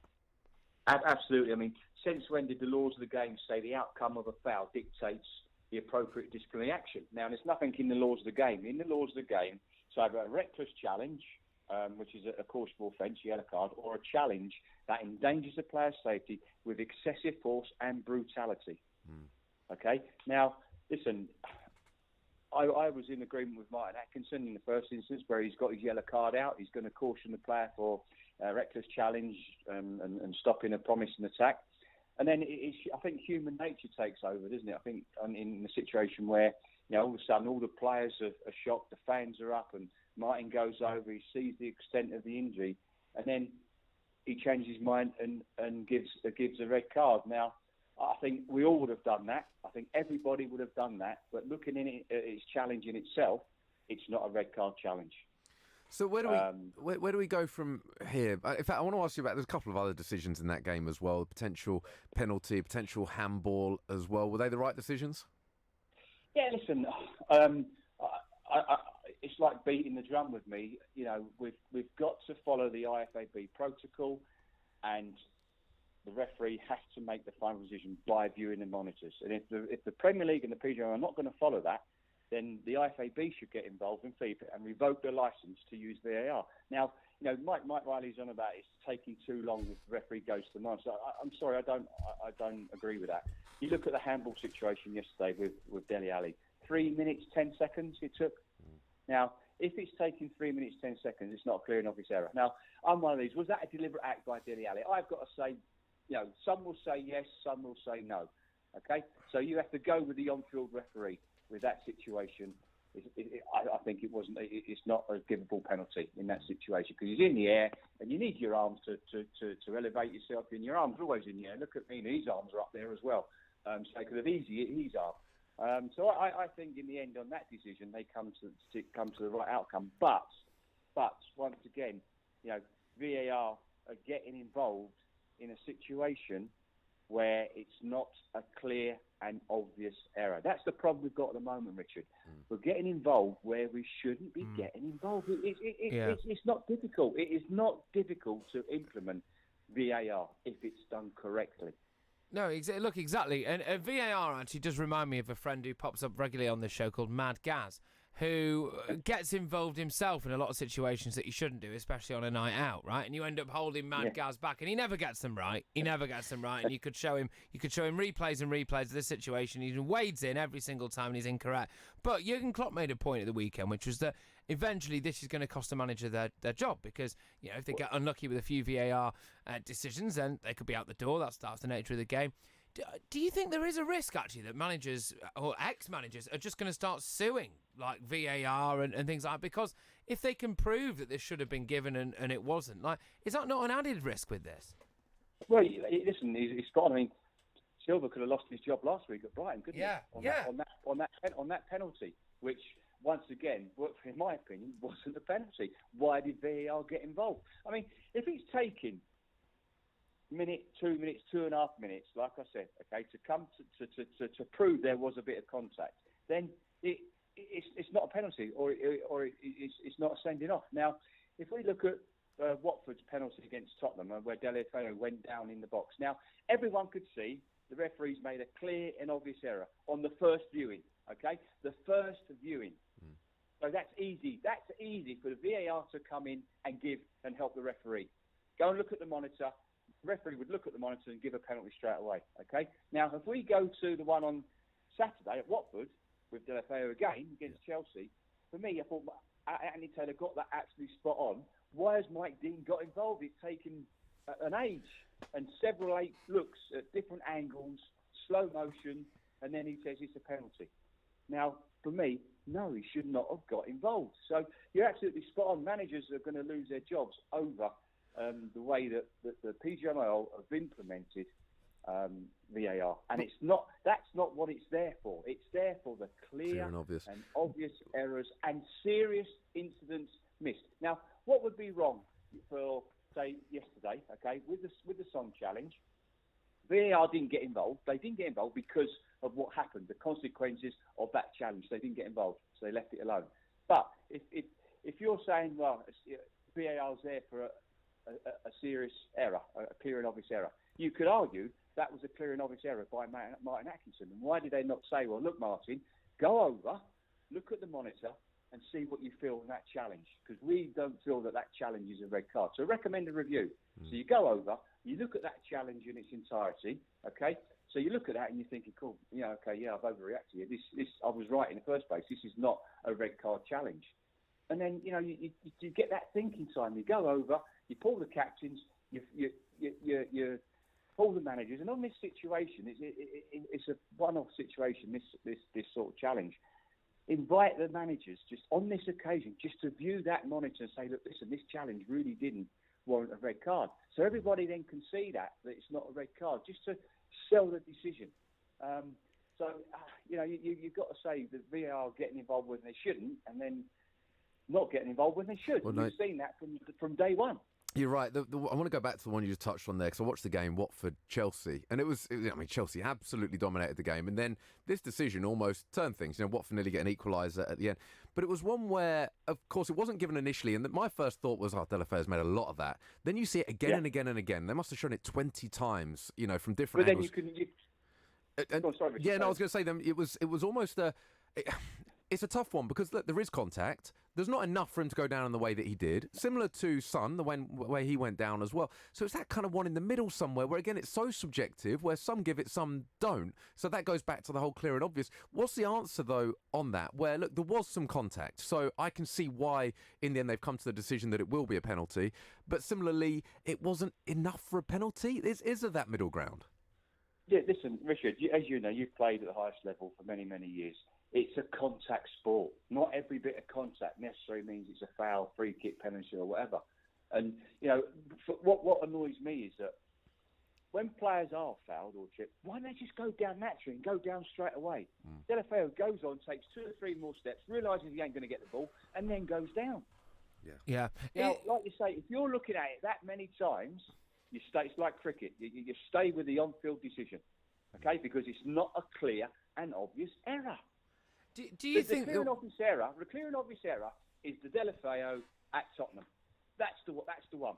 Or where we saw Martin Atkinson not give Zaha a penalty for Palace at Arsenal.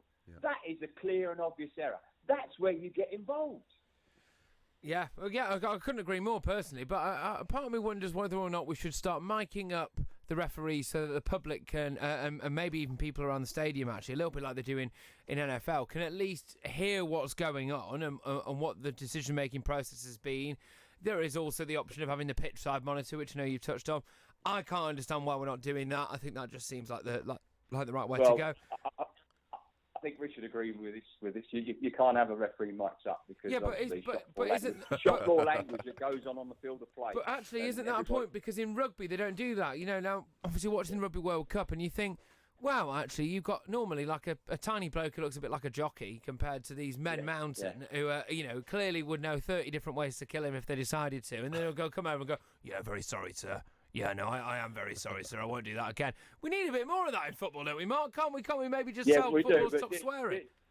Different cultures, isn't it? You know, it's one of those things. Richard knows. It's, you know, sometimes it's heat of the moment, and sometimes you do hear them lip read and you see them swearing on the rugby pitch, but obviously you don't hear them. But on football, you would, because you know the referee's close up to players all the time, and you would hear that. So I don't think that would happen. But what I would like to see is what I think is fantastic is the way the rugby implement the CMO. You know, their version of the VAR. It's fantastic. You know, they look at it. We've seen. You know, I think we saw a try ruled out against.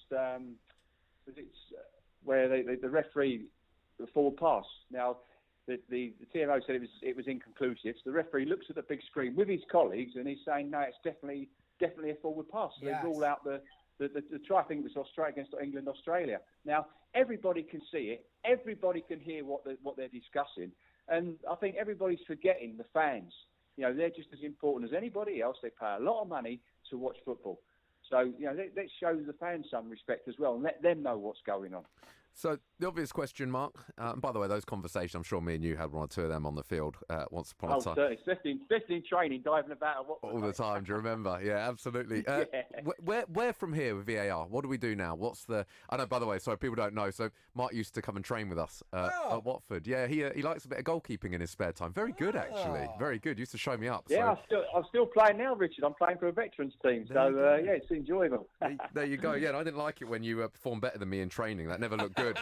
On me personally. Where do we go from here, though, with VAR? Because it's, you know, look, I know there's certain people saying that we should scrap it. I know Frank Lampard's saying we're in a difficult place, and Jamie Carragher's now changed his mind on it. And, you know, it seems like it's this whole transition, trying to do so much so soon, which hasn't been successful, let's be honest. However, I suppose it's also dangerous to then completely scrap it, because that in itself doesn't necessarily feel like a forward step. Where do you think we go from here? Well, I think, you know, to be honest, the PGML management has got to be held accountable of the shambles we're witnessing at present. And what they should have done was follow the IFAB protocol and let the on-field referee make the final decision. And it's the training and education. You know, me and you could sit there, right? I mean, me and you could sit there and operate VAR. We've got on-field referees, okay? We've got the active referees sitting in the VAR room on a Friday night, refereeing on a Saturday, and then going up to be fourth official at Anfield on a Sunday. Now, you know, Martin Atkinson was VAR on Saturday at Stockley Park on the Aston Villa-Liverpool game, and then he's driving up to Liverpool to referee Everton the next day, a massive game. What is he doing in that room? Would your manager let you do something on a Friday afternoon before a game on a Saturday? No chance. Do you think that's an issue? Do you think that actually maybe one of the issues is that the people who are monitoring the VAR at Stockley Park maybe are a little bit mentally exhausted or maybe lacking focus because they know they've got a game the next day or something like that? Of course, they have. It's mentally fatigued, and you do get tired, and they've got to drive a long way. Well, I mean, listen, why are we not looking at ex-players, ex-top referees? Why are we not getting ex-referees in to do the VAR or ex-players?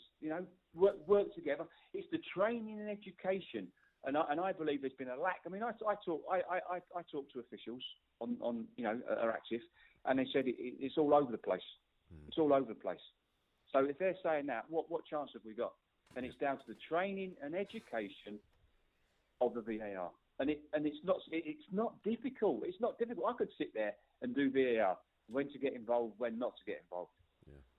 Mark, fantastic as always. Appreciate you coming on. Take care, all the best. Great stuff. Mark Halsey there, ex-referee, giving his thoughts.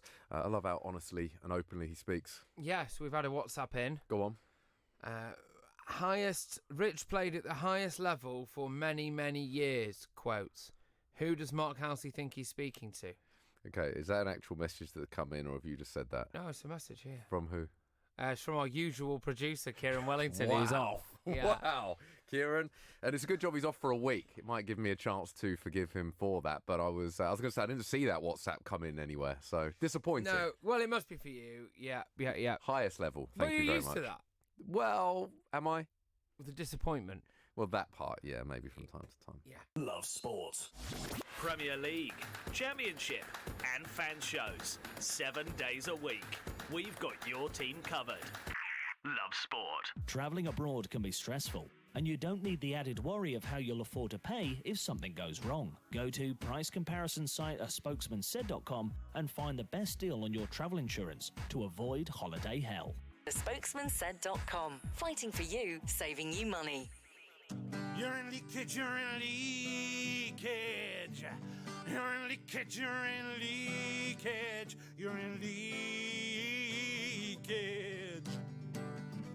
You're in leakage, you're in leakage. Tenna men. Pants and pads. You're discreet. Masculine. You're secure absorption zone. Buy online or in shops. You're Tenna men. Keep control. Urine? No. Exercise. It doesn't have to mean Lycra or a fancy gym membership. All you need is 10 minutes and you. Because a regular 10-minute brisk walk is a great way to get more active. Whether that's walking to the shops or getting off the bus to stop early. Picking up the pace and getting your heart pumping can make a real difference to your health. So, to see how much brisk walking you're doing and how you can fit more into your day, download the free Active 10 app. Because there's only one you. I love my brother. We do fun things like playing together. I like having hugs with Freddie. Freddie gives the best hugs. Freddie used to be very poorly, and the doctor said he might need a new liver. Then one day, a very nice person gave their liver to Freddie. It was amazing. We were so happy. Now he's around to give me more hugs than ever. Tell your family you want to save lives. To find out more, visit organdonation.nhs.uk. If you're driving on a motorway and you see a red X sign overhead, you need to change lanes safely. Driving in a red X lane is an offence. Red X's are there for a reason, to protect you and others from danger. The lane may be blocked by a broken down vehicle or road workers, or the lane may be needed for the emergency services. So if you see a red X, change lanes safely. Highways England, connecting the country. This is Love Sport. Love Sport Breakfast, me, Richard Lee, Patrick Christys here with you until 10 a.m. We're going to move our attention now back to the rugby. Delighted to say we've got George Shooter, ex-England hooker, on the line. Morning, George. Morning, guys. You all right? Well, we're all right. Yeah, we've just about recovered from the weekend. Keen to get your thoughts on the game. In fact, yeah, first and foremost, obviously disappointing game for England. What did you make of it? Yeah, I thought it was a pretty good game in terms of the quality. Often with finals in lots of sports. It's quite a cagey affair, and the game sort of stutters and sputters along. But I thought it was a game. I think England will be disappointed with their performance, I think. But I don't think that's the reason they lost. I think South Africa were just far too good on the day. Their tactics changed remarkably from the semi-final as they needed to. They played with a bit more width, played with a bit more ambition. They sort of the scrum was a key part of the game. They identified perhaps a chink in the armour of England there, and they exploited it pretty ruthlessly. So yeah, I guess it to some degree England were below par, but I think South Africa were very, very good on the day. Is there any, and I feel a bit horrible saying this really, but is there any element of blame that should be laid at Eddie Jones's door in terms of the way that we set up, do you think, really? Because clearly South Africa did manage to dominate us physically quite early on, and we couldn't get to grips with it. Yeah, well, I mean, it's difficult to sort of lay blame at any one person's feet. I don't think you can say England were underprepared, given what had happened in the last couple of weeks. It was always, I think, inevitable to a degree that there's going to be a drop-off from that All Black level of performance. But that's human nature. It's very, very difficult to play 3 games at that sort of intensity in 3 weeks. I think obviously in a cold light day you can probably pick at things like the tactics and some of the play. I mean, England hadn't played in their own 22 for the whole tournament yet. In the final, they're sort of spinning the ball around in their own try area and not playing their sort of their game as such. But I mean, that's it just gives you an idea of the pressure that a World Cup final can bring. It's you've got very experienced players, particularly England halfbacks and midfield, who sort of went off piste a little bit, and that just shows the level of the pressure of the game that those sort of experienced players couldn't quite handle. But I'm not too sure you can put the blame on Eddie Jones or any individual players. Yeah, fair play. I mean, what do you make of the England players some of them anyway, not wearing the runners-up medal after they've been presented with it? I think Carl Sinclair didn't even put his on at all. Do you actually quite like to see that in a sense? Yeah, I don't have a problem with it. I mean, I guess it does look a little bit like bad sportsmanship, but the people that are saying that in the papers have never lost a World Cup final. I've been there myself, and I think I wore the medal, but I wasn't particularly proud about it at the time. And looking back now with perspective, I was very proud to be part of that day. But losing a final is in any sort of level, any sport is absolutely gutting. And I don't have a problem. I mean, you're not there to come second. You're not there to pick up a runners-up medal. You want the gold medal, and when you don't achieve that, it's a pretty humbling feeling, pretty depressing feeling. But yeah, like I say, the people that are sort of slagging these guys off have never been anywhere near that sort of level anyway. So I don't have a problem with it at all. Yeah, and it looks as though the RFU want Eddie Jones to stick around for as long as possible, and with good reason. He is, I believe, the highest paid coach in the world. It's about 750 grand a year he's on. So unless, you would have thought anyway, unless maybe another country would match or surpass that he would stick around. Do you think we're likely to have Eddie Jones in charge by the next World Cup?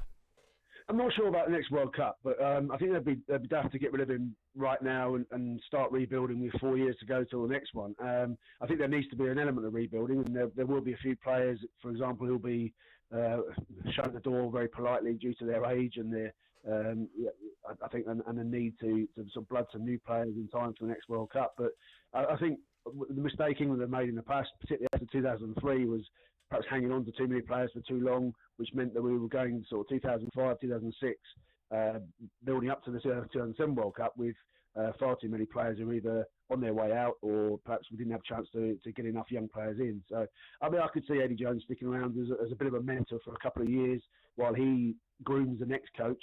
And then, I mean, Rasmus has shown that you only really need a 2-year cycle to prepare for a World Cup. So I think England will be best advised to sort of slowly phase people out, including Eddie Jones, and then have a definite plan to build for the next World Cup.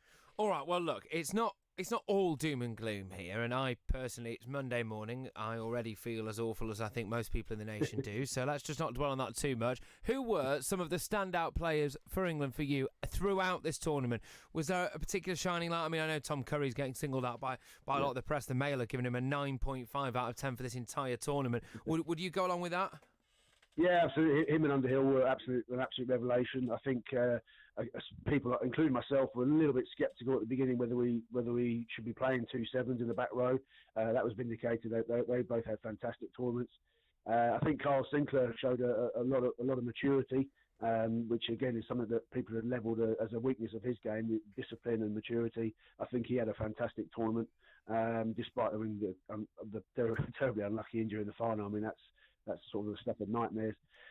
George Ford, again, backed up a fantastic season last year with a pretty good World Cup as well. And, I think the real positive is this is a young team. Just mentioned 4 guys there, apart from Ford. Well, actually, Ford's still in until mid-20s. The other 2 are early 20s, and Carl Sinclair's are similar. So it's a really good sign for the next World Cup. I know it's 4 years away, and there's a lot of water to go under the bridge between then and now, but that's what you've got to do. You've got to look at this squad and think, actually, this isn't even as good as they can get. That New Zealand performance was amazing, but potentially there's more to come from this squad as they get older and get more experience. So, yeah, I'd like to say disappointment, absolutely disappointed about losing the final, but still fairly positive about the future.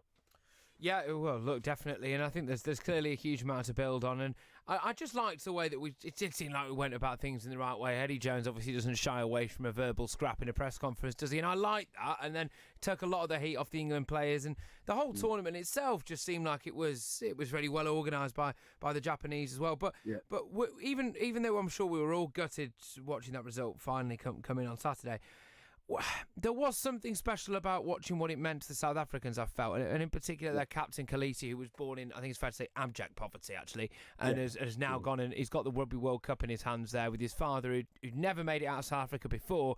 There is something in that, isn't there? If you were going to lose to anyone, do you think that maybe takes the edge off it a little bit? Yeah, I suppose so. I mean that is a fantastic story, and South Africa winning for the first time since 2007. It's nice to have a new name, not new name, but a different name. And if New Zealand monopolise it for 3 years in a row, they may deserve it, but it's great for the sport to have 2 other teams in the final for a start. I mean, there's plenty to be proud about from a rugby point of view. I think the tournament was absolutely outstanding. The Japanese absolutely loved it all. The fans were flooding into the stadiums, even despite some of the weather and some of the issues they had. All the games are really well attended, and I know people are out there now, still out there actually, probably coming back home, but guys that have been out there said it was a great tournament. The atmosphere was brilliant, the transport, all that sort of stuff. So, massive tip of the cap to the Japanese RFU and Japan in general for hosting a great tournament. I think if you are going to lose to someone, and actually that sort of story, the South African team and the captain in particular, it's worthy. It's similar to 1995 when Mandela came out wearing Francois Pienaar's jersey. Right? There's plenty to be proud about from a rugby point of view about the whole of the tournament and the winners. There is certainly great stuff. Thanks, George. Cheers, guys. That's George Shooter, the ex-England hooker, giving his thoughts. He makes a good point there. It was fantastically hosted by the Japanese. Do you know what I was just thinking, actually? Someone we need to get on our show, we'll have to do it tomorrow, is our guy that went out there without a ticket. Yes. We'll have to get him on the show tomorrow to find out. I don't know what the conclusion. So those that didn't listen in last week, effectively, when he was slightly inebriated, he decided to book a flight to Japan. Yeah. He had 5 pints, booked a flight to Japan. He had a bad knee, just had an operation on his knee a week before. Quite a serious injury. He's 6'5", so he couldn't really normally sit in economy, let alone when he can't bend his knee. But he booked an economy ticket. The last we spoke to him, he'd made his way to Japan. He had got a hostel for the night. Knee quite badly swollen after the flight. Still hadn't got a ticket. Did order one on, I think, Facebook or Twitter, but didn't turn up, so he was hopeful that he was going to be able to pick it up on the day. So that's where the story is currently. So hopefully we'll get him on the show Can I tomorrow. just put the case forward for every major international sporting tournament from now until the end of time to be hosted by Japan? I'd go with that. I mean, no, I don't think anyone in the world has got an issue with it. Security, not a problem. Was there a whiff of terrorism? No, nope. There was not. There was no whiff of terrorism whatsoever. Barring a super typhoon, which we can't hold the Japanese personally responsible for. No, we can't. Barring that, it was fine. There was no real issues, transport links, all this kind of stuff. The hotels, the facilities, the quality of the pitches, the locals getting involved. We weren't, segregated from men and women. Women were seen driving around Japan. Men and women were allowed to drink alcohol responsibly. The whole thing was lovely. I mean, Patrick, you're saying all these things. These are just basic requirements. I think pretty much every tournament has this. No, you'd have thought so, wouldn't you, Rich? But Vladimir Putin had to bring in the Cossacks to keep order. That's a set of horse-riding medieval warrior folk at the Russia World Cup. And actually, we're going to Qatar for the next World Cup, aren't we? Right. Talking of medieval folk. So that's going to be quite a... We've seen the best of what sporting humanity has to offer in the shape of Japan. We've peaked. Let them have everything from now on. Now let's enjoy the next few years. Let's enjoy the next few years before we end up watching our England football stars play in 40-degree heat in a stadium filled exclusively by men. Ben Thornley talking Manchester United next. Love Sport Radio, the station giving fans a voice. Hi, I'm Marilyn from Oxfordshire. My current insurance company quoted £245.08 to reinsure, and a spokesman said obtain me a price of £173.49 for the same cover. This was a fantastic saving for me, and next time my car insurance comes up for renewal, I will be going through a spokesman said. No doubt about that. With a spokesmansaid.com. Fighting for you, saving you money. Brilliant, I've finally quit. I can keep up with my kids now. I feel like I've got my life back. It's an amazing feeling when you stop smoking. Experience it for yourself with help from Smoke Free. Our range of free support can help you quit for good. From our app to emails, face-to-face and online communities. Search Smoke Free, because there's only one you. My mum and dad say that I don't need lots of sugar. I'm sweet enough already. So we used the Change for Life food scanner app to find out how much sugar is in our food and drink. It's surprising how much we found. So I put my detective hat on to find the healthier choices. Woohoo! Found one, Mum! You can be food smart too. Download the free Change for Life food scanner app today. Driving too close to the car in front gives you less time to react. You may not realize that you're tailgating. Leave a 2-second gap between you and the vehicle in front. When it's wet, leave a 4-second gap. By staying back, you give yourself time to react. Stay safe. Stay back. Highways England, connecting the country. Making small changes to your lifestyle could improve your chances of staying healthier longer. Start now by taking our free How Are You quiz. Just search 1U. This is Love Sport. Love Sport Breakfast, me, Richard Lee, Patrick Christys. We're going to move back to a little bit of football now. Not such a good weekend for Manchester United, of course, losing 1-0 to Bournemouth in the early kickoff on Saturday. Delighted to say we've got ex-Man United winger Ben Thornley on the line to go through it with us. Morning, Ben. Morning, guys. How are you doing? Good morning. Yeah, very well. Funnily enough, actually, Ben, I was watching what's the program I was watching the other day? I think it was Premier League Years, and they were showing the old school footage of you and the class of '92, and there you were, alongside, I think it was Winston Beckham at the time, and some incredible days back then. I want to touch on that. Of course, I want to talk about the game this weekend. Not a particularly good game for United. Didn't really create much at all. Had a chance towards the end, hit the post, but another disappointing display. Unfortunately, yeah. From what they'd started to create, starting really with the Liverpool game after the international break, when they changed the system and went to a back three and actually threw Liverpool for a good hour, really. They couldn't really get to grips with the way Manchester United were operating, and I thought were thoroughly good value for the draw they've got, and the performance was probably better than the result in terms of.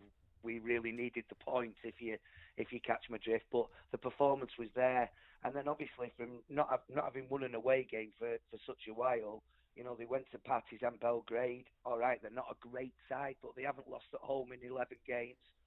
Went to Norwich and I thought played convincingly well. Then went to Chelsea and have beaten them for the second time this season when they were coming off the back of 7 straight wins. So there were signs there that. A little corner was starting to be turned, and you thought, you know what, with Bournemouth to come, Partizan at home, and then Brighton before the international break, we could sit with 19 points.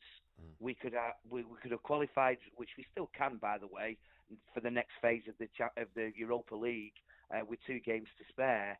And all of a sudden, that is a really, really good sort of 2.5, 3 weeks of football where they've managed to win away from home, get some points on the board, catapult themselves up the table, which you can still do. We're still falling within that window where a couple of wins can push you back up. But similarly, you lose a game like we did disappointingly, as you quite rightly said on Saturday. It can have the adverse effect, and I think everybody was expecting us to go and beat Bournemouth because of the way that they play. They play expansive football and not frightened of having a go, and we just didn't exploit that at all. Yeah, well, it's an interesting position United find themselves in. I mean, 6 points separates 12 places in the league at the moment. It's there's a lot of teams that are in that middle section. United right in the middle of that. Had you, as you said, had they have won, they would have found themselves in 6th place. As it is, they're in 10th. I suppose looking at this team, it's more so for me the performances where they do go 1-0 down. One of the issues they seem to have had this season is them breaking down the opposition. And really, at the weekend, I think Ramsdale had 1 save to make and they hit the post towards the end. But other than that, very little. It wasn't the best conditions, it's fair to say, with 70 miles an hour winds, which isn't going to help and what have you. But at the moment, are they just lacking that creativity? Are they lacking a number 9? Is it as simple as that? Because they do seem to have shored up somewhat defensively. Yes, they have shored up some, defensively. Albeit if you can't score goals, and then you are susceptible to losing 1-0, which is what has been happening to us when we have lost the games. They've only been by the odd goal. We haven't been absolutely trounced in any games. But with him not being in the side, I do feel as though that we do miss Paul Pogba. We do miss that creativity. I mean, they have tried Andreas Pereira there. They've tried Jesse Lingard there. They've tried Juan Mata there in that sort of number 10 role. To be able to get the creativity that we need. But I think that the one thing that was missing for us on Saturday was the what looked like a really good sort of understanding between Anthony Martial and Marcus Rashford that had developed at Norwich and that looked like really difficult to deal with. Whereas Marcus, I thought, still had a decent game on Saturday. Anthony Martial didn't really offer anything, and that understanding, that link-up play that we saw so prevalent at Norwich just didn't come to the fore at all against Bournemouth.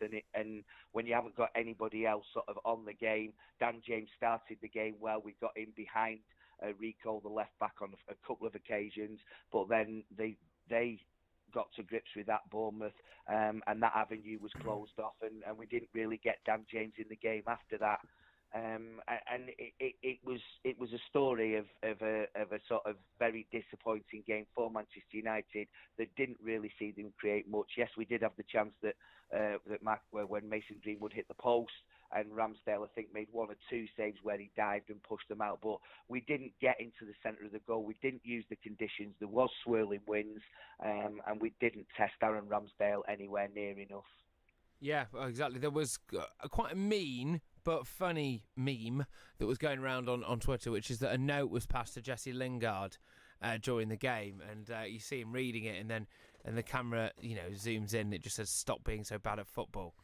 Which obviously is a bit unfair, but there is something in that, which is that this Manchester United team is seriously lacking in quality. How long is it going to take, do you reckon? How many transfer windows is Ole Gunnar Solskjaer going to need in order to sort that out? Well, I think he is going to certainly need a couple more. We don't know what's going to happen in January. We don't know what's going to happen come next summer.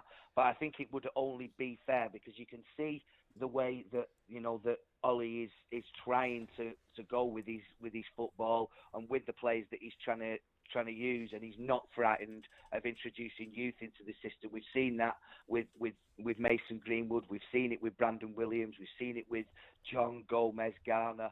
And these are all guys that I've been watching for the last 18 months, 2 years in the 23s, and thoroughly deserve a chance in the first team. And perhaps with the way things are going, might get more because there are some of the players that we're seeing week in, week out that we're expecting more from, and at the moment it's not happening on a more consistent basis, and we thought we were just about getting that, and Saturday felt like taking one step forward in the last sort of 3 or 4 games, and then taking 2 steps back, because, as you quite rightly said, we're in the middle of where these teams that win games are gonna leap above you, and we just can't keep slipping up the way that we're doing if we've got aspirations of certainly getting into the top 4. And I thought Bournemouth on Saturday, with Brighton next week, which is no gimme, by the way, I still felt with the form that we were starting to show,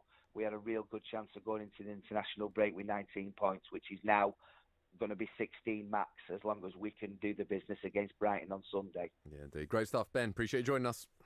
More than welcome. Great stuff. Ben Thornley there, ex-Man United winger. Interestingly, Patrick, Chris Smalling's made an impressive start to life in Serie A, and reports claiming that Roma want to make the deal permanent. However, Milan, Inter may even battle it out to sign him. Of course, Lukaku has done very well in Italy as well, which the reason I bring both of these up is the issue with United not necessarily about the players, because it kind of feels like it doesn't matter who they bring into the club at the moment. They could bring in Messi, they could bring in Ronaldo. It just feels like you're bringing them into this. For me, one of the standout things is that Harry Maguire, I think he's been quite ineffective. And he is clearly a very, very, very good centre-back. And I'm thinking, actually, at what point do you think that this isn't just the individual's fault? But then what does that come back to then, Rich? Is it Solskjaer? Well, ultimately, it has to be, because it's Solskjaer, but it's also then higher up than that. It's the ethos of the club. What it feels like to me is far too often the goal is to sign for Man United, and it's not necessarily to win stuff. Things. Like, you can imagine if you're Harry Maguire, like, you imagine, I had this on a much smaller scale, where often you're looking at your next contract, because, the moment you sign a contract, you breathe a bit of a sigh of relief. There's a couple of times I signed a 4-year contract. So, the moment you've signed that contract, you've got 4 years worth of being paid, effectively. And especially if it's an increase, there is, of course, something to that. When you sign a bigger contract, you feel quite good. And I actually, whether it was conscious or not, each time I signed a contract, I did have a little dip, because it was almost I can relax a little bit now. I can enjoy my football a bit more now. And what often happened, I dipped for a month or two and then gradually reset my goals and went again. I just wonder, with too many of these players, they're so well paid at United, their budget is so high that they end up signing these players. For someone like Harry Maguire, what an achievement to be the most expensive defender in the world, to sign for the amount of money that you have, whether there's just been that tiny little dip. And again, there needs to be that assessing of goals again. And I just wonder whether the environment at United is anywhere near where it needs to be. It feels like it's completely different to City and Liverpool. Watching City and Liverpool at the weekend, who are poor, both of them, for their standards, yet they find a way. United aren't doing that. Well, United are still paying Sanchez more money than Liverpool pay Salah. Yeah. I think that speaks volumes. That's probably one stat alone that really screams at you and stands out and says, well, maybe this is what part of the issue is. But yeah, no, that Manchester United side at the minute are just absolutely woeful, and even the good players aren't standing out. And Paul Pogba's, for my money now, as much as it pains me to say this, if it does emerge that he is not necessarily as injured as everyone seems to think he is, and that actually he's staying out of the team just so that he doesn't damage his reputation by being a part of this team, then you can kind of see why. Yeah, well, look, what do you guys think? 0208 70 20 558. 3 minutes to 9. This is Love Sport. Hello, my name's Paula. I'm from the Shropshire area and I'm a business development manager. I use a spokesman said for my car insurance, where I've saved over £500, and also on travel insurance as well. So in total, me and my family have saved about £600. I would definitely use it again, and I would definitely recommend it. With a spokesmansaid.com. Fighting for you, saving you money. How are you? How are you really? Modern life can be busy, and sometimes it's easier to look after others before looking after yourself. But there's only one you. And making small changes to your lifestyle now could improve your chances of staying healthier longer. So take the first step to a healthier you with our free How Are You quiz. See how you score and get personalised tips and support, from how to eat a little healthier to turning a 10-minute walk into exercise. Just search 1U. You probably think you're pretty good at multitasking behind the wheel. I mean, you have to multitask to drive. So what's wrong with checking your phone? The thing is, your brain simply doesn't work that way. Even a quick look at a message, or firing off a quick reply, affects your concentration and makes you less able to react to hazards. If you use a mobile phone while driving, you're 4 times more likely to crash. Think. Put your phone away. Before you set off on a long journey, remember to check your vehicle. Are your tyres correctly inflated? And are the treads deep enough? Have you got enough fuel? Is your oil level right? Checking your vehicle doesn't take long, but can prevent a breakdown or accident. And save you money. So, before you set off on a long journey, check your tyres, fuel, and oil. Highways England, connecting the country. Love Sport Breakfast, Love Sport Radio, me, Richard Lee, Patrick Christys, here with you for another hour. A big last hour we have in store. Hugh Turberville, Cricketer Magazine, will be coming on, talking about England, of course, losing their first in 7 matches, T20, against New Zealand. The series now level at 1-1. Also, we're speaking to Matt Ford, German football expert. Bayern losing 5-1 to Eintracht Frankfurt. It meant that Niko Kovac, the manager, did leave his job. So we'll be talking to him about that. We'll also be talking more rugby, and we'll be talking a little bit of football as well. As always, you can get in touch, 0208 70 20 558. Give us a call, give us a WhatsApp at Love Sport Radio on the socials. And like many of you have done, you can get in touch on YouTube. Also, just type in Love Sport Breakfast. On digital radio, online, mobile and smart speaker. This is Love Sport News. From the Sky News Centre at 9. 2 health groups are asking politicians to not make empty promises about the NHS during the election campaign. The Academy of Medical Royal Colleges and NHS providers say unrealistic expectations can set the service up to fail. Some breaking news now, and Mothercare has announced plans to place its UK retail business, which has 79 stores, into administration. The move puts 2,500 jobs at risk. Most of Mothercare's sales are generated from its overseas operations in about 50 countries. MPs are recommending personal drug use should be decriminalised across the UK.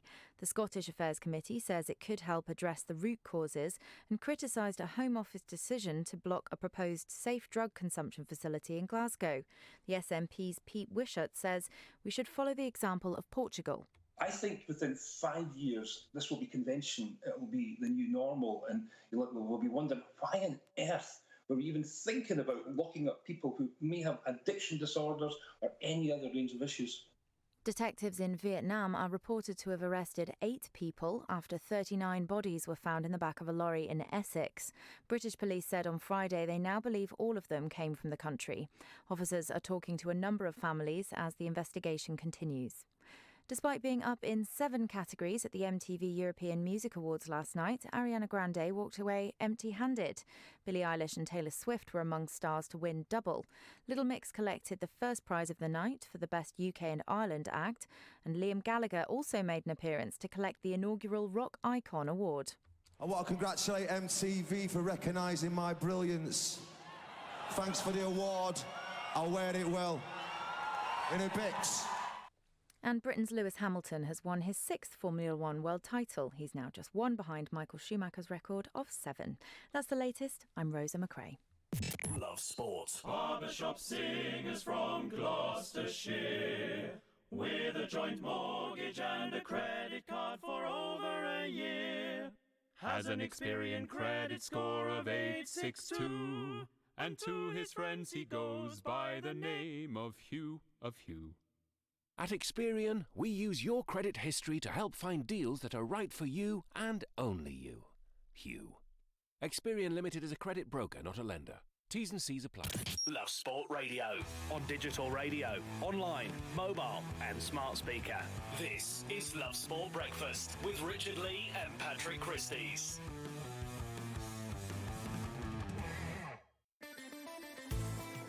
Morning.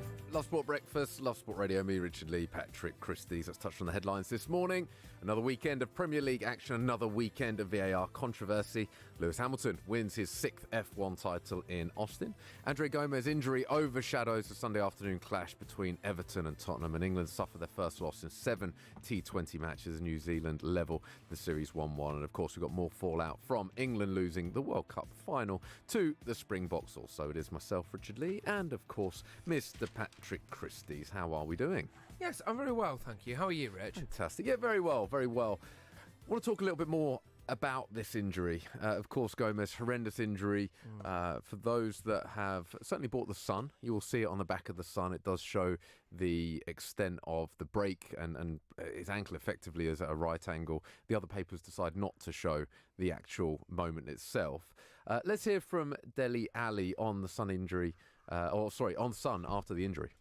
Going in the changing room after the game and seeing how upset Sonny is. You know, he's one of the nicest people you'll ever meet.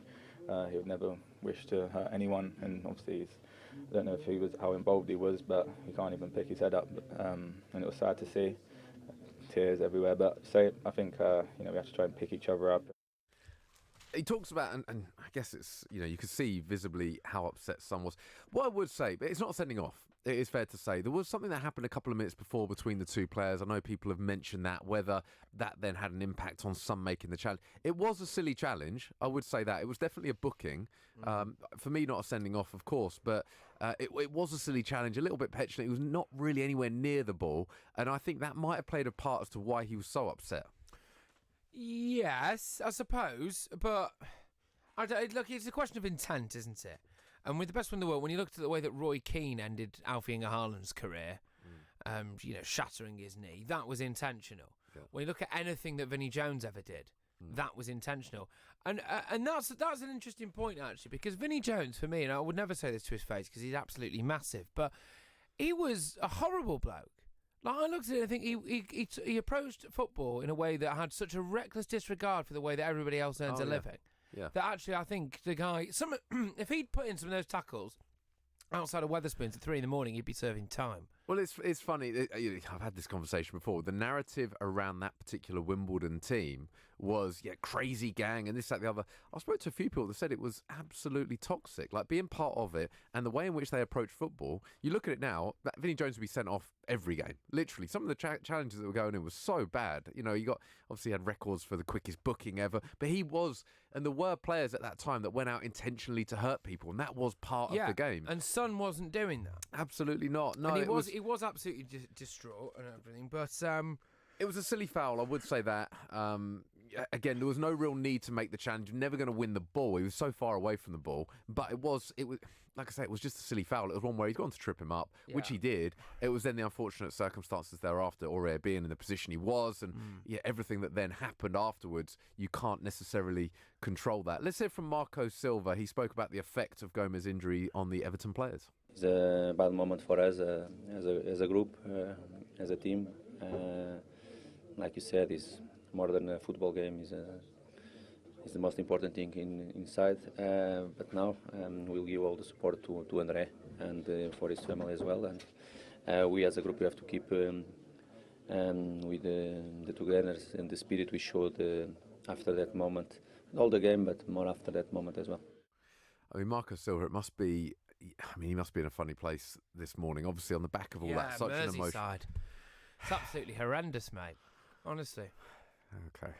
I'm so glad we're not national yet. Really, really helps. I see we've got another WhatsApp coming. I'll read that out in a minute.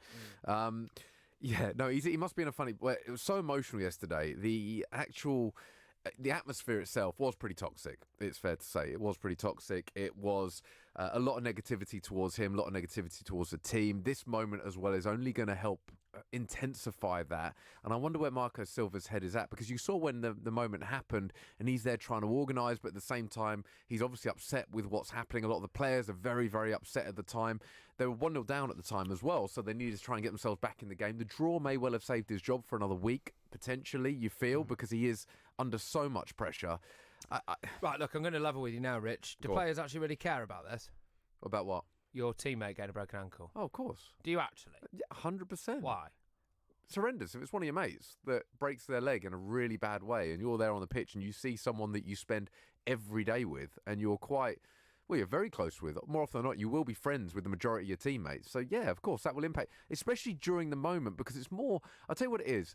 If you are pumped up for a game and you're playing at the highest possible intensity and you see something like that, have you ever had that moment where you're just drained of all your energy? Like in an instant, you see something or something happens where instantly you just feel so lethargic and it just knocks you for six. That's basically what will have happened to a lot of those players on the pitch. They'd have seen that and instantly they would have just felt sick and they'd have felt dreadful and all that positive energy would have just vanished. Do you think it makes you scared of what can happen to you? Do you think that's part of it? Like when you see a kid fall off the swings when you're young and then you don't really want to get on the swings. Of course, because it's in the same way that past experience will then dictate certain things. You know, I talk about when I broke my cheek and it took me probably 6 months, even when I was fully fit, to dive in at feet in the same way that I did, because I was always slightly worried about getting another knee to the face or a ball to the face and doing it again, because you have that memory. Similarly, if you see someone close to you, something like that happens, then naturally it's going to impact you. So, yeah, I think there's an element of that. I think just purely knowing that you've got 10, 15 minutes left of the game, and there was, 12 minutes injury time as well. So knowing you've got so long left, it feels like in the game, and you might be then running on empty thereafter, it's a horrible, horrible moment. Did you ever go out onto the pitch with to intentionally injure yourself or anyone, sorry? To injure myself. Well, yeah.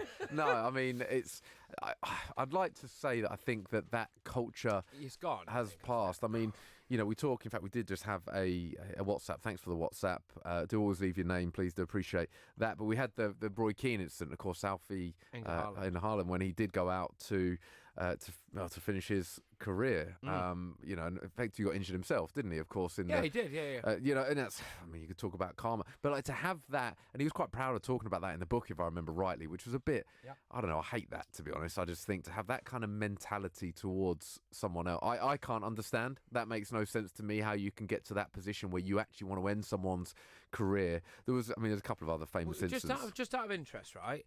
So what happened here, right, is that Gomez, you know, has essentially got his boots stuck in the turf. Yeah. Sun obviously hasn't helped matters. There was then another quite hefty challenge that came in on him at the same time. It was basically like a small car crash that's happened there. We talk about things like we shouldn't head the ball because it leads to head injuries. Well, why aren't people piping up about this? This lad's career could be over. What, should we make them wear ankle braces when they play? Should we do something different with the pitches? Should it be no contact at all? This is the thing, sometimes in football things happen, don't they? And I feel very sorry for this guy, but there's no clamour at the minute for us to ban all tackling. Yeah. You know, so maybe we should make them wear some kind of extra ankle support. No, because the lad's broken his leg. Similar thing, if someone's heading a ball as a child in training now and, you know, they end up with a concussion or something, like, all right, it's part and parcel. Yeah, that message from Mark, by the way. Thank you, Mark. Do appreciate it, as ever. The message that we got in on WhatsApp. Are you going to read it out? The message was in regards to Roy Keane. Oh, okay. Yeah, Roy Keane. So the message itself said that it was the other knee that finished his career, not Roy Keane. There's some other breaks Fundamental as well. lack of talent as well. There was a couple of others to mention as well. Some of the, you know, shocking breaks over time. Eduardo being one. Of course, Aaron Ramsey, Cisse a couple of times. David Boost was one. I remember it was Peter Schmeichel's reaction in particular with that one. I'll tell you what it is. And Ryan Shawcross, of course, with Aaron Ramsey. And it's that... Go on. Well, so one of my old teachers was Welsh. Yeah. And he was at a school where they were giving out an award. And Ryan Shawcross was there to give the award out, and the lad won the award, got on stage, and immediately fell to the floor shouting, "Shawcross has got me! Shawcross has got me!" Oh, really? And he got expelled. Really? It's fantastic, isn't it? I mean, Shawcross did get him, though. Right, okay. Do you know that one, though? That was another great example where Shawcross, that moment instantly where he realised what had happened and what he'd done. And I think this is the other part to it, is that you just don't ever consider, when you're playing and you're in the heat of battle, like they were, and there was the incident a couple of minutes before this yesterday with Son, so you wonder whether that had any impact on him making the challenge, but you never consider that what you do is going to have those kind of consequences. You play the game, and of course you play with absolute intensity, as well as you possibly can, with so much emotion, etc., and you don't ever expect something like this to happen. And I think that's the key point, and that's where, you know, we're talking a lot about whether it was a red card or not. I think we all agree that the challenge itself wasn't. But of course, when you get that moment of reality as to what's happened, and you've played your role in that, Ryan Shawcross, you know, obviously to a bigger extent because of the challenge that Ryan Shawcross put in, but it's the same thing. Yeah, okay, I think so. It's obviously not nice to see, and clearly we wish Gomez all the best. But for me personally, I don't think it's an excuse for footballers to be put off for the rest of the game after seeing one of your mates break his ankle. Okay, I've seen it on nights out, and I've carried on. You carried on, didn't impact your night out at all? Well, to put it into a bit of context, my girlfriend was on a night out. I was there, and she slipped and fell over, and she broke her kneecap. Wow. Carried on. Did she actually? Didn't faze me at all. Wow. Yeah. She had to have a cast all the way up her leg. So she went to hospital. You just carried on. No, she carried on as well. Wow. Right, and then we went to hospital the next day. That is wow. No, Okay. that, Rich, Deeply concerning. is the bulldog spirit. Yeah. Okay. This, what we saw over here at the weekend, was soft. Wow. Yeah. She is quite the bulldog. Oh yeah. It sounds like. Arsenal draw against Wolves. Still no Xhaka. Emery's days numbered. Yeah, I reckon so. So are mine, by the sounds of things. Just had a text from the missus. She's not my missus. Okay. There you go. Hey, finally. Nice conclusion to that. 14 minutes past 9. Love sport. Stop paying too much for your energy bills. Brian saved money on his at a spokesmansaid.com. Can you? I'm Brian from Swaddling Coat, South Derbyshire, and I saved about £400 on my energy bill with a Spokesman Said. The iSpokesman Said website was very easy to use, and the money I saved I put towards a holiday. Compare home energy quotes from the UK's biggest suppliers in just a matter of minutes with a spokesmansaid.com. Fighting for you, saving you money. As a busy mum, you're juggling loads of things. And when your kids are ill, you just want to help them feel better. But you don't always need antibiotics to help them get better. For things like sore throats, coughs and colds, you can get advice from your local pharmacy. And you don't need an appointment. To find your nearest pharmacy, search NHS Choices. If you see somebody showing any of the signs of a stroke, you don't have to think about it, you just dial 999. Use the FAST test. F. Face. Has their face fallen on one side? Can they smile? A. Arms. Can they raise both arms and keep them there? S. Speech. Is their speech slurred? T. Time. Time to call 999 if you see any one of these signs. Act fast, make the call, dial 999. Whoa! Look how much saturated fat is in these chocolate biscuits. It's surprising how much is in our food and drinks. For us kids, eating too much saturated fat can lead to harmful fat building up inside, which we can't see, increasing the risk of heart disease or stroke when we get older. So be food smart. Download the free Change for Life food scanner app and start making healthier choices today. When your kids are ill, you just want to help them feel better. But you don't always need antibiotics. Get advice from your local pharmacy or search NHS Choices. This is Love Sport. Love Sport Breakfast, me, Richard Lee Patrick. Christys here with you for another 45 minutes or so. Of course, the brilliant Martin Bell is up after us. We are back every day at 6:30, of course. England in the cricket, we'll touch on that. They weren't particularly good, it's fair to say. They lost to New Zealand. First match they've lost in 7 T20 matches and now level the series 1-1. Your thoughts on this? Well, it was disappointing, clearly, and it was the sloppiness element of it. There were several big names missing from this England side, but, I mean, James Vince dropped 3 catches, David Milan, Sam Billings, Sam Curran, Lewis Gregory, they all got out in pretty poor manner, of course. And you can't commit this amount of mistakes. It may sound like a crime then. You can't commit this amount of mistakes. But it was criminal, really, if you're a professional cricketer and you're dropping 3 catches and getting out in really daft fashion. And it's a come down. Again, it is that come down, though, isn't it? And from, you go and win a World Cup and all right, okay, this is T20, not an ODI, but it's still going to be hard for the England lads to pick themselves up. I think there's just a sense at the minute with English cricket, and almost fair enough, actually, like it's been going on a little bit too long now for a while, and we just need a little bit of a break from it all. Is that how you feel? Yeah. I do, because I think this is why I'm concerned about what's going to happen with the Premier League as well, because it is now just becoming an all-round thing, an all-year-round thing, basically. If you've got the Premier League, then you've either got a Nations League or a Euros or a World Cup. You've got all the European competitions now. You've got all these kind of commercial games that they play.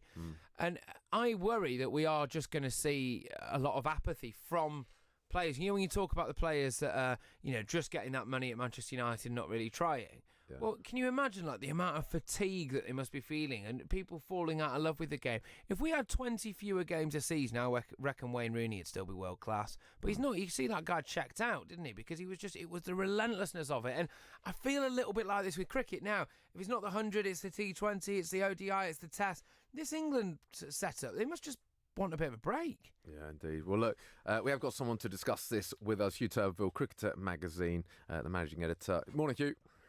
Morning. Morning. Not a great result for England. I say Vince is getting a little bit of stick. I see today the drop catches. What did you make of the performance? Oh, not very good of the fielding. God, I mean, what's wrong with it? Has he got something with his hands or something? Yeah.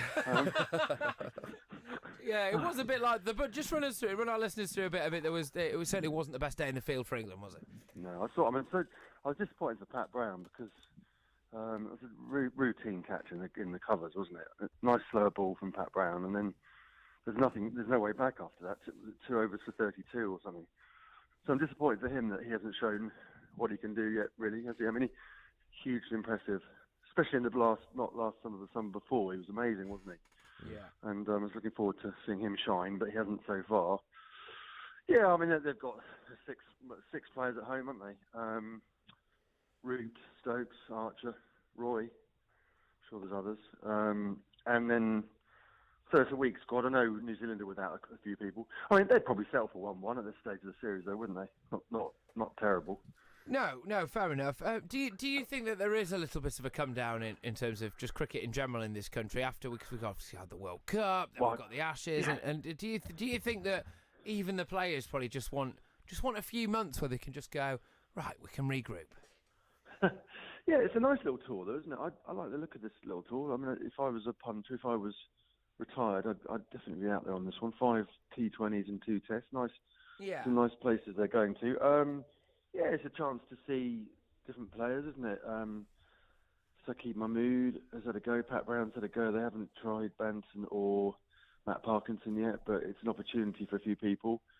Opportunity for David Milan, who has been unlucky to only play, I think, 4 or 5 T20s. He averages 50s. So had a strike rate of 150 before this series, so clearly, he was due another opportunity. So a nice little series, I think, just to check out a couple of candidates and ahead of the T20 World Cup next autumn. Johnny Bairstow, his poor form has continued. He was out first ball. What's going on with Johnny, do you reckon? Do you think we're still going to see him in England shirt, frankly, in any format in the coming months? Yeah, I think so, don't you? I mean, you can get out, can't you, in the first ball of a T20. I haven't got the scorecard of the first game in front of me. He got a few, didn't he? 11 or something? These things happen, don't they? His test form was disappointing, wasn't it? I mean, over the last 12 months, averaging about 20.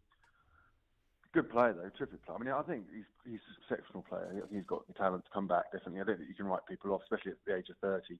I remember watching him at Chelmsford on a pitch that was doing all sorts, and he just looked so assured, so much of it in a league above everybody else around him. When these players go back to, say, county cricket, they just look a touch above, don't they, Clark? And I'm sure he'll come back. I think he'll come back. I mean, he probably deserves to be dropped from the Test team. He's still an important player, the 50 over and T20, isn't he? I think. Yeah. I'm not overly worried about him. Yeah, he just seemed to perform or be capable of performing at his best anyway when his back's against the wall. So you would have thought we're only a matter of days or games away anyway from him probably boshing a century or something like that. But Owen Morgan said something that I thought was potentially a little bit worrying. He said, I think the fielding was an attitude thing because there's a short turnaround between games. We didn't have a chance to practice at the venue. Players were not committing to a 50-50 chance. Their mindset changes. Should that be a concern, do you think? We're supposed to be competing to be the best team in the world and playing cricket for a job. Should there be any real attitude issues when it comes to not training before a game at that particular ground? Yeah, it doesn't seem that quick a turnaround to me. And 48 hours between T20 internationals. I mean, in the 2000s, they were playing back-to-back one-day internationals and at different venues. So, that doesn't sound like a particularly valid excuse to me. If surely, there was a game Thursday night, wasn't it? Thursday for Friday, and they travelled. But they would have had a look at the venue before the Saturday night game. So that doesn't wash with me really. And then the chance is 50-50 not going for it. I mean, that's a mindset, isn't it? I mean, just go for it. You know, don't leave anything, back in their locker. Just go for the catch.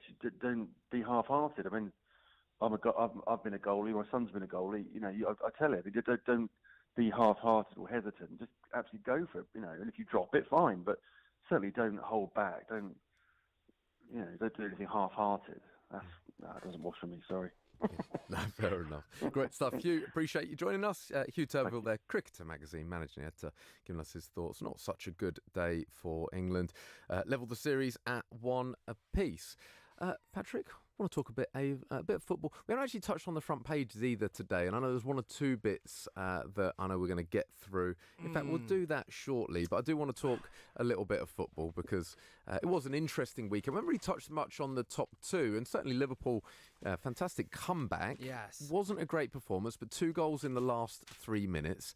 I used a term earlier, I know this has been used a couple of times, they're showing Fergie-esque qualities, which I'm Yes. sure Liverpool fans don't like, or Man United fans don't like, but it does seem like they've got that winning mentality. As soon as they got the equaliser, you just felt that they were going to create more chances than they did. They had the free kick, which Alexander-Arnold put over the bar, and then, of course, from the resulting corner, fantastic header from Mane to win the game.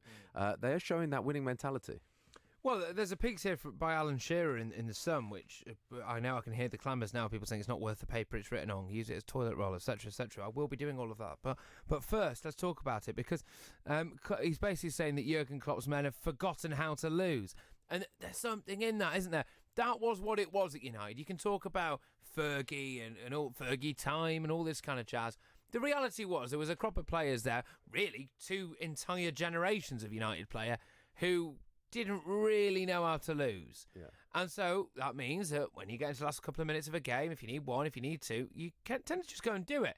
It's the power of the mind, Rich, something you will know all about, of course, being mental. And so it is just that, but it is a champions-esque quality that you need to have. And Liverpool certainly have that. We all know about City. Did you see, by the way, what Pep Guardiola did to the Southampton manager? Go on. So when City were losing, Southampton manager refused to get the ball out. He held it in his hands and wouldn't let the City players get it. And then when City went 2-1 up, the ball came out for a throw. Pep picked the ball up and just walked over and went, "Do you want it? Do you want it now? Yeah. Do you want it now? There you go. You can have it now." I saw them have a little altercation. Was that what that was? That was what that was. Yeah. Fantastic. Yeah. I know he's made a couple of comments as well about Mane, didn't he? Threw in that one, dropped in that Mane, insinuating that he might dive from time to time. It's all going to heat up because, of course, massive game this weekend, Liverpool City. Yeah. Now, you just feel that Liverpool, they've got the momentum. If they win that and we go into the international break with Liverpool having a 9-point lead, I called it absolutely ages ago. The title, we always go on, don't we? Oh, the title's been won in December. It's been won in January. Yeah, it could be won in November this year, in my opinion. I think if Liverpool stuff City, that's it. Yeah. We can all pack up and go home.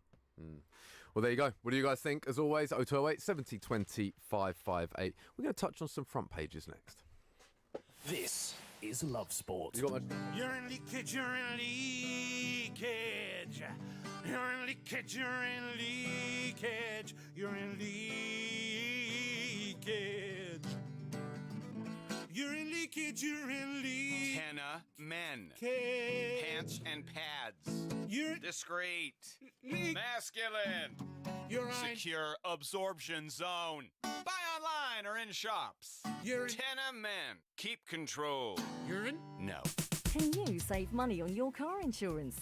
Chris did with a little help from a spokesmansaid.com.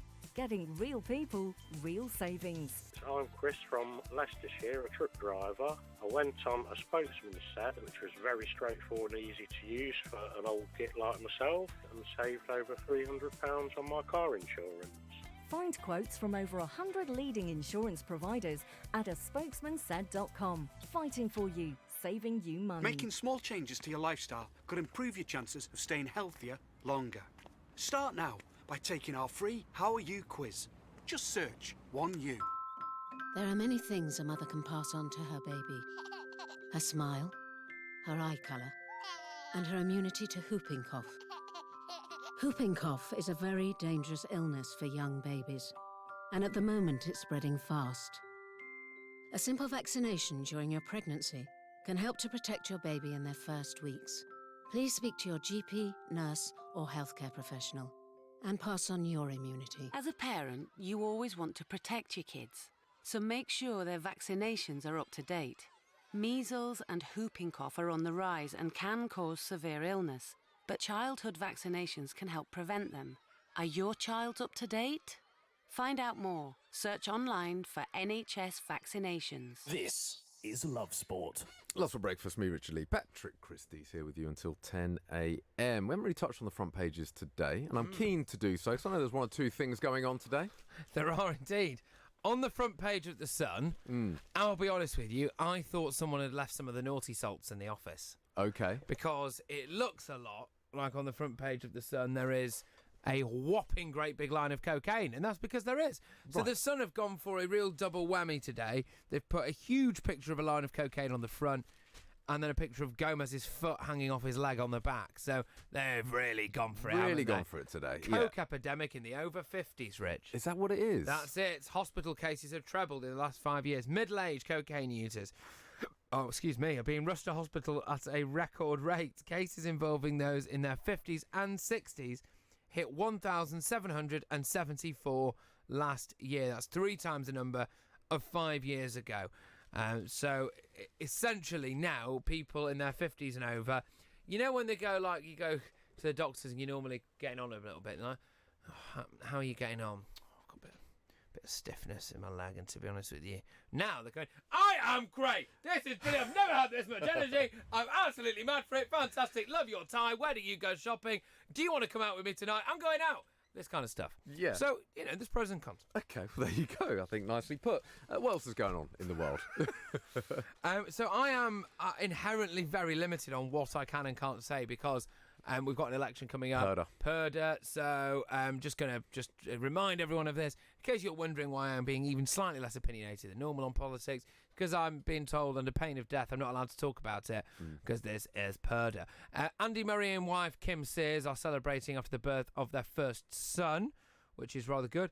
There have been a couple of interesting business developments, negatively interesting business developments.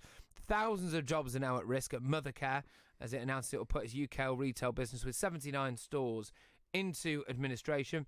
Now, the McDonald's CEO. Yeah. This is one I want to talk to you about. Okay. So, he was found to be in a consensual relationship with somebody who also works for the international conglomerate of heart attacks that is McDonald's. Right? Now he's set down because it breached company guidelines. Can I just put this out there? I don't care.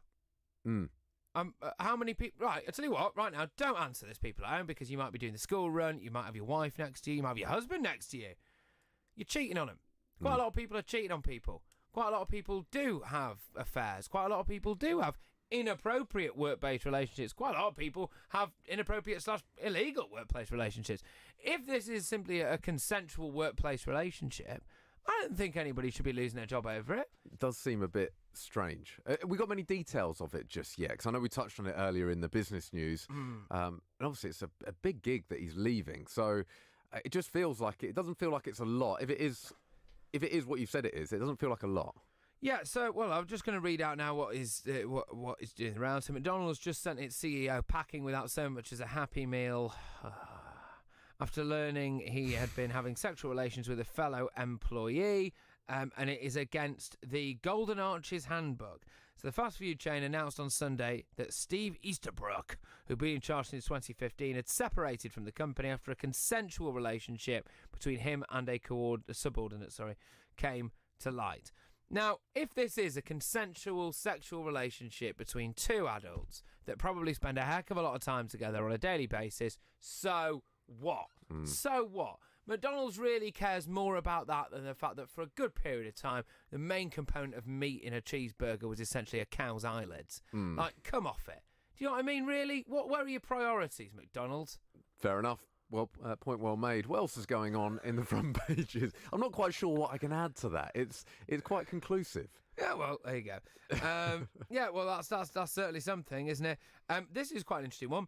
A gang had tunnelled a secret 70-foot underground passage to create a £40 million cannabis farm in a former Victorian theatre. No way. This is up there, but not the best cannabis farm for me. Oh, go on. The best ever cannabis farm that I had, or at least discovered online, was in a disused police station. Okay. That was magnificent. There's Now that was because it's the balls on that. Yeah. You know what I mean? It's that is it, isn't it? You can guarantee that the police are somewhere. You can guarantee they're not going to be in a closed police station. I was going to say, is that just really, really intelligent? It's like, where's the last place they would possibly look? Yeah, that's it. Brilliant. Fantastic. It is indeed. They've been caught, It's like if my girlfriend set up a cannabis factory at our house. If she hid it in the sink next to all the dirty dishes, I'd never see it. No. I'd never see it. I hear she's put a blueprint together for this. Yeah, she's doing one in the washing machine. I've never seen it. I've never seen it. She's got loads of money now. Yeah, no, great stuff. Anything else you want to touch on today of interest? I'm just trying to skirt around all of the political things. Which there is quite a lot, isn't there, at the moment? There are a huge amount of political issues. Actually, on a more serious note, the Vietnamese police force has said now it's arrested 8 people in connection with the human trafficking ring that led to 39 people unfortunately dying in the back of a lorry in Essex. So that is still rumbling on, and there is quite a big exclusive on this that I'm going to be going into with Martin Bell in the news hour between 12 till 1, so make sure you tune into that. And that actually is about rather, almost deeply disturbing, obviously, but rather novel ways in which a lot of these human traffickers are getting, specifically Chinese and Vietnamese, mostly women, into this country. And it involves, Rich, some of the top schools in the United Kingdom. I'll leave you hanging on that one. 12 till 1, the news hour. Do stay tuned for that. I'm going to bring producer Mark back into the show. He's going to talk a little bit of football around Europe. So there's a few things going on. I know there's some stuff going on in Serie A, and I want to touch on that with Mario Balotelli, who has been part of the headlines, hasn't he, Mark? Indeed he has. It was a very controversial moment for Mario Balotelli, not without controversy normally, Mario, but this time, sadly, it's racially involved. It's racism. He was playing against Hellas Verona, away from home. There was an incident, I think, about 65 minutes into the game where he was racially abused to the point where he picked the ball up and kicked it into the home crowd. At that point, he then decided to storm off the pitch, but was convinced by his teammates to stay on. And a nice little kind of full circle moment where he smashed in a rifle from about 30 yards out into the top corner of the net. So it was a brilliant goal. It's bizarre scenes, as you say. It looks pretty bad. He goes to go off the pitch, ends up coming back on. And the actual goal, and he doesn't really celebrate it either. He just smashes it into the top corner from about 25 yards. First time finish, brilliant finish. I guess you'd argue the perfect way to answer those that were giving him the abuse that they were giving him. Yeah, indeed. It's just a shame that they actually ended up losing the game still 2-1. But still, continuation of problems in Italy there.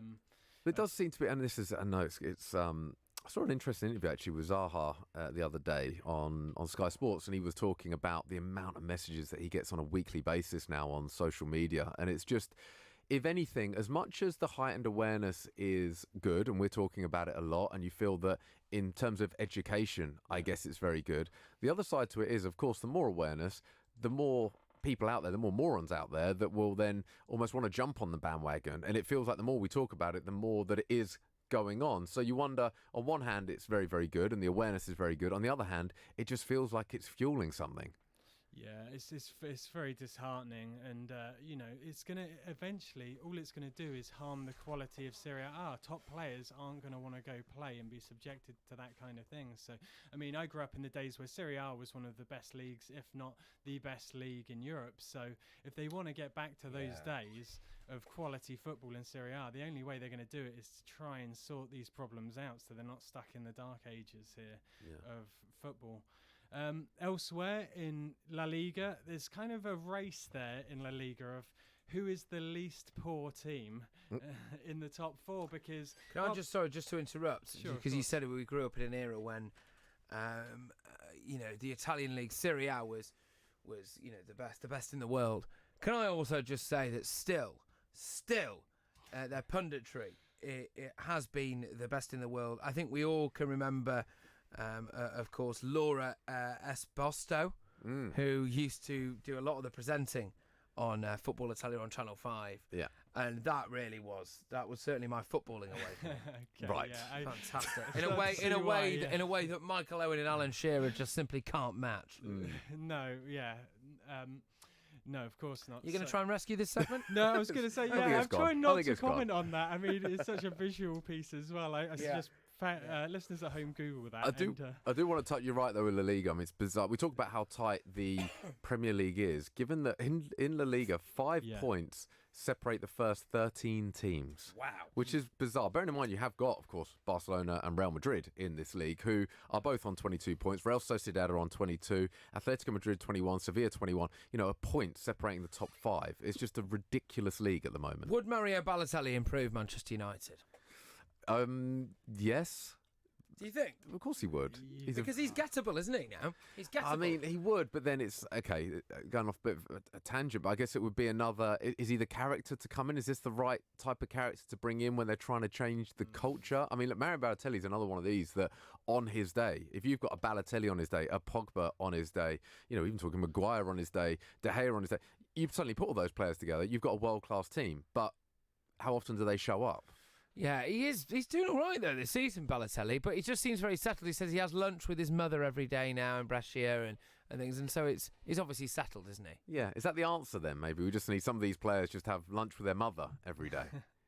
Well, that's it. I think the problem with Balotelli is once he's back home around where he needs to be, he'll be very happy. I remember when he was in Manchester playing at Manchester City, he was a player that clearly had too much time on on his hands, so he would do these bizarre things like setting fire to his bathroom and buying everyone an Nando's. And I love a bit of that. The guy's nuts. I like it. Going back to the Spanish league, Barcelona, like you say, losing at the weekend 3-1. It is actually unusual now. You see this in a few divisions where I guess a changing of the guard. We talk about it in, look, Man United, it's not necessarily a recent thing. It's been happening for a while and actually they're getting worse. Could that ever happen to Barcelona, do you think? Like a Barcelona Real Madrid? Could we ever imagine them being mid-table at this stage in the season like Man United are right now? Yeah, I think so. Yeah? I don't think Real Madrid are that far off it, to be honest with you. Well, they're having a decent enough season. They're obviously level on points at the top. I get that, but in terms of the fact that they're inconsistencies, if La Liga was a stronger league, if that was the Premier League, I don't think Real Madrid would be anywhere near the top of it right now. I think they are getting away. The only thing that would be that cushion for the likes of Barcelona and the likes of Real Madrid is changing slightly, but it's the fact that they tend to be anyway so far ahead of the others in terms of the resources they have at their disposal. I know there are a couple of other teams coming up now, Atletico Madrid of course being one of them, but that is what prevents them from doing it. Whereas in the Premier League, you have got a Wolves, a Leicester, all these sides who can come and mix it with people that if you drop off, you're knackered.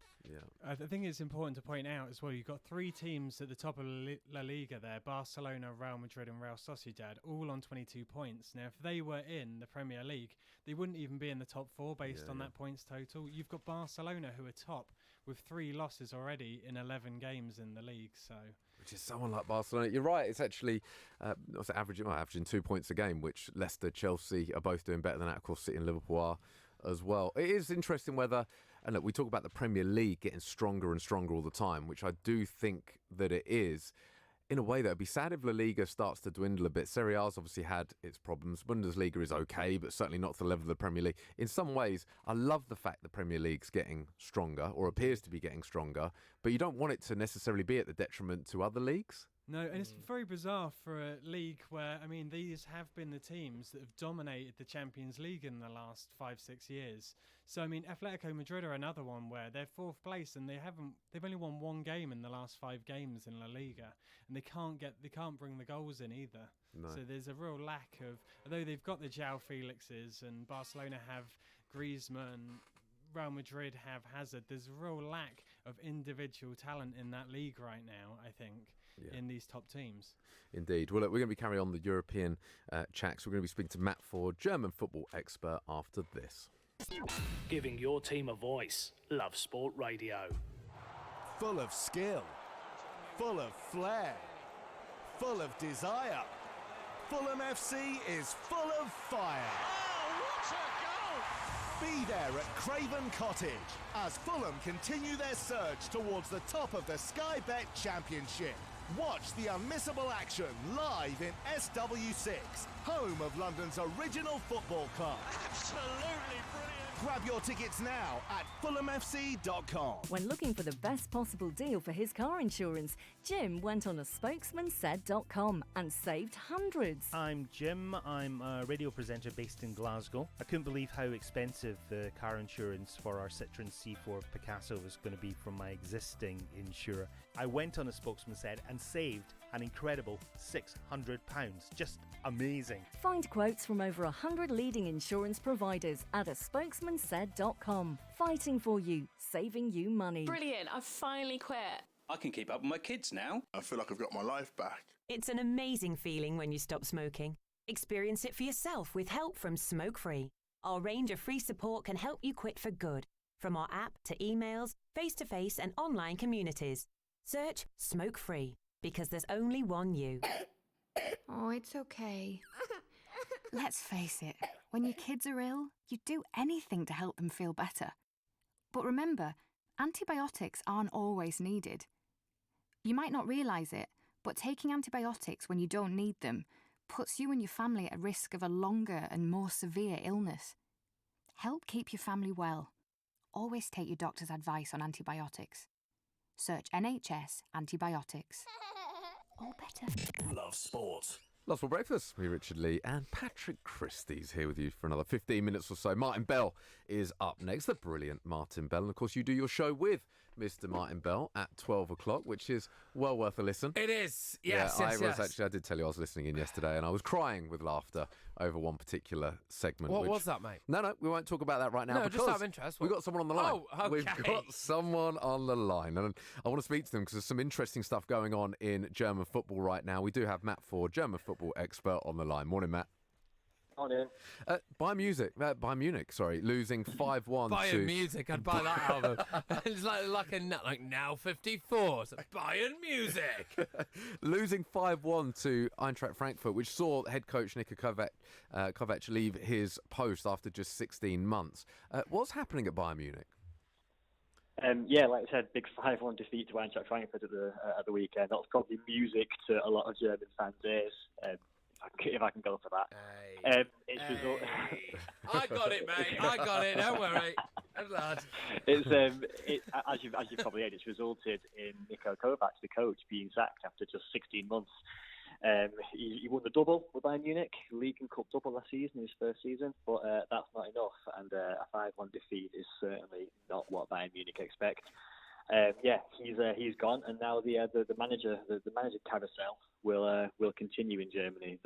All sorts of names now being touted around, from Erik ten Hag, the Dutchman, to Jose Mourinho. Are any of them in the market for Solskjaer, do you reckon? No, we haven't mentioned that this morning at work actually, but I'm reliably informed that that's not going to be the case. Okay. What is? That's a shame. Bayern Munich. I mean, this stage in the season to be fourth. We were just talking a minute ago actually about some of these top teams from around the world that are seemingly struggling in their respective leagues. Bayern Munich being one of them. Again, it's very unusual to see them in fourth. Already lost a couple of games this season. Only 18 points after 10 games, only one win in the last 4.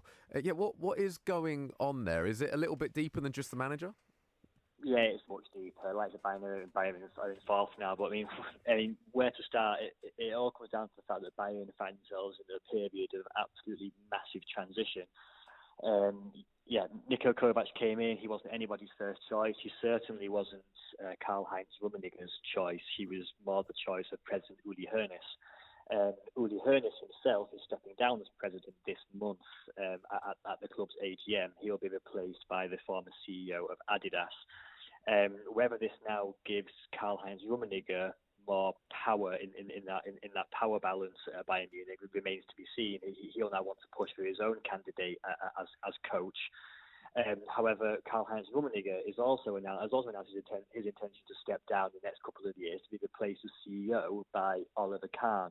So right at the very, very top of Bayern Munich, you have this huge transition going on where it's not entirely clear who exactly has the final say? Is it Rummenigge, who was always favoured a more progressive, a more scientific approach? He wanted Thomas Tuchel as coach, for example, but didn't get him. Uli Hoeneß, on the other hand, has always represented this traditional, romantic, old-school Bayern Munich feeling that runs through the club. But both of them are going to move on. In the middle of all this, you've got the sporting director, Hasan Salihamidzic, former Bayern Munich player himself. The jury's really, really out on him. He's considered in a lot of circles purely to be a bit of a puppet for the top levels of the Bayern board. He doesn't really seem to exude much authority. Some of his press conferences and dealings with the press have been fairly farcical, I would say. I mean, after the 2-1 win over second division Bochum in the cup in midweek, which is a shocking performance in Bayern Munich, Hasan Salihamidzic came out saying to the press, basically word for word, I'm only here to talk to you because I have to and because I'm polite.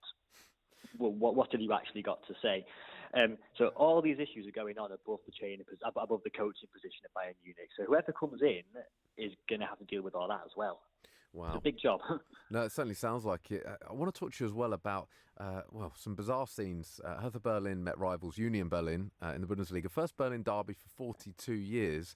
Run us through what happened, because it was a little bit chaotic. Yeah, the first ever Bundesliga meeting between Hertha Berlin and Union Berlin. It was expected that this was going to be quite a spectacular derby. Both sets of fans, really sort of riding themselves up in advance, and that's how it came in the end. Like huge choreographies and displays from both sets of fans, so both in the home end and in the away end, and as tends to happen in the ultra-dominated fan culture in Germany, like a huge amount of pyrotechnics on both sides as well. That's generally considered to be okay. I mean, not by everyone, but it's generally to be okay as long as those pyrotechnics and flares stay in the stands. Unfortunately, some of the Hertha Berlin ultras in particular decided to actually start firing those flares around the ground. Some of them landed on the pitch near the players. One landed only a few centimetres away from one of Union Berlin's coaching staff. That's really not on. That's incredibly dangerous behaviour, and Hertha Berlin will face significant fines for that. At the other end, Union Berlin's ultras refrained from throwing their flares onto the pitch, but at the end of the game, some of their ultras, hooligans, sometimes the line is blurred, so they were certainly wearing masks. They decided to jump onto the pitch and try and get at the Hertha fans. They, presumably saw the Hertha fans' behaviour as provocative in their own stadium, so it took then the Union Berlin goalkeeper, Rafael Gikiewicz, Polish goalkeeper, to step in himself and personally, physically tell these fans to get off the pitch and get back in the stands. Quite bizarre scenes, which overshadowed what happened on the pitch, which was a 1-0 win thanks to a late penalty for Union. Right, and a word on Mönchengladbach as well. Top of the Bundesliga, 3 points clear of Dortmund.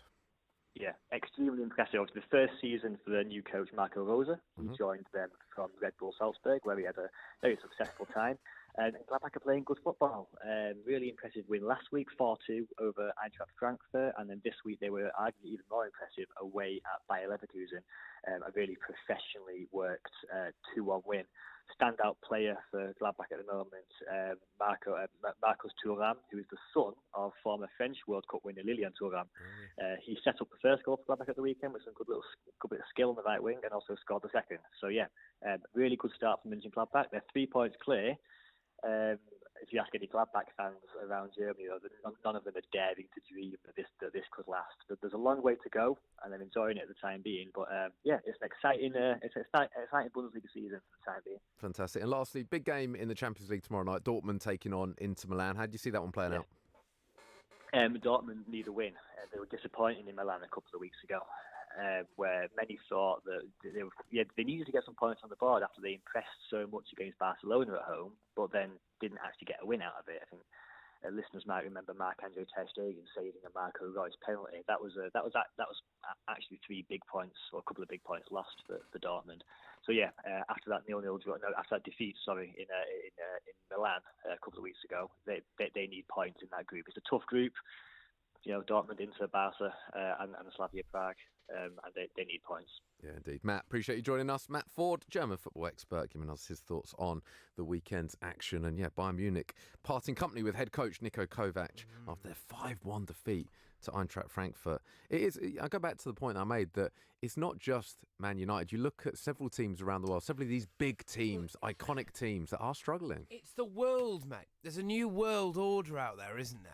You know, America used to be this super land of the free, land of the brave, land of the fox-haired, tiny-haired, grab a bladder, that kind of guy. Build a wall, lock her up. That's happened. Brexit, of course. Then you've got, you just look around. Germany's gone into a recession. China's surging forward in the world. So is Russia.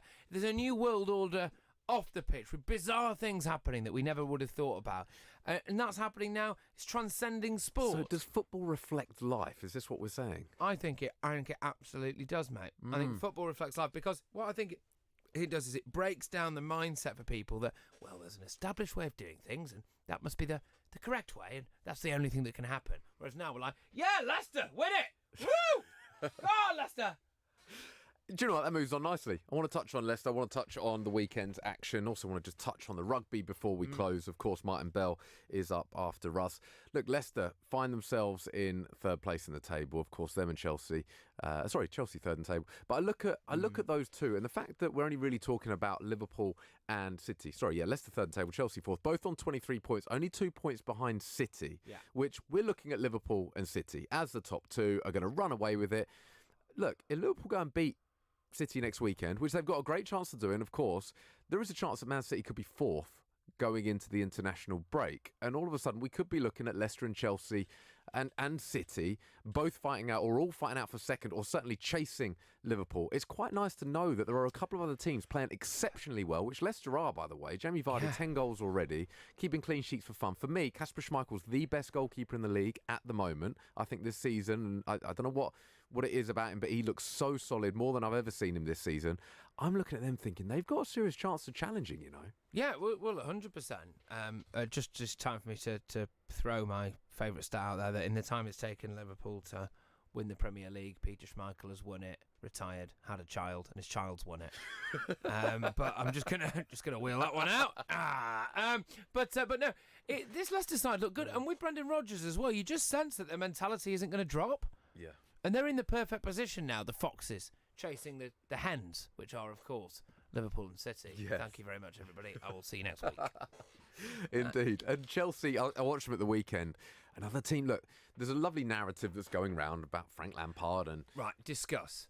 Has Frank Lampard made Chelsea everyone's second favourite team? He has. Right, there's so many different perspectives on this where I think... a load of Arsenal fans screaming at the radio right now. Right, I think that losing 4-0 on the opening day was perfect for Chelsea. And I'll explain why. Because we talk about them having no transfer window. They did bring in a couple of players this summer. Let's not forget Pulisic, by the way, who scored 4 goals in the last 2 games, and Kovacic as well, a top player. So they brought in £100 million worth of talent by hook or by crook. Yeah. Right? They have been effective. There's an interesting piece in one of the papers yesterday where effectively 150 cases of wrongdoing was why they got this 2 transfer ban. So when the details came out, the amount of young players who they've been loaning out for the last 5 seasons, who are now all game ready, as we see, Tammy Abraham, Mason Mount. So there's a completely different narrative when you look at it like that, when actually, all right, they didn't have a transfer window, but effectively have spent £100 million. These players that they've got, some of whom arguably they shouldn't have got based on the rules, who are now performing absolutely fantastic. And you look around the leagues, we're talking about Charlton and how good they look and how good Gallagher looks. He's a Chelsea player. Of course he is. They're all Chelsea players. They're on loan in the Championship, doing unbelievably well. So it's this football factory that they've created over the last 10 years. And there is a bit of a grey area that surrounds it because of, well, the fact they've got this ban and the fact they haven't breached certain rules. So is it that much of a surprise? Well, yeah, because, City and Liverpool were deemed to be so far ahead before, and the amount of top talent that they've got there. But yeah, no, I look more power to Frank Lampard. Indeed. No doubt we'll discuss this further tomorrow. Martin Bella's up next. That is us for the day. Thank you, producer Mark. Thank you, Patrick. My name's Richard Lee. Do appreciate your company, as ever. Thanks for all your messages today as well. Always appreciated. The time is 3 minutes to 10. Love sport. This is Lionel, another very happy person who saved themselves money at a spokesmansaid.com. Hi, I'm Lionel from Peacehaven.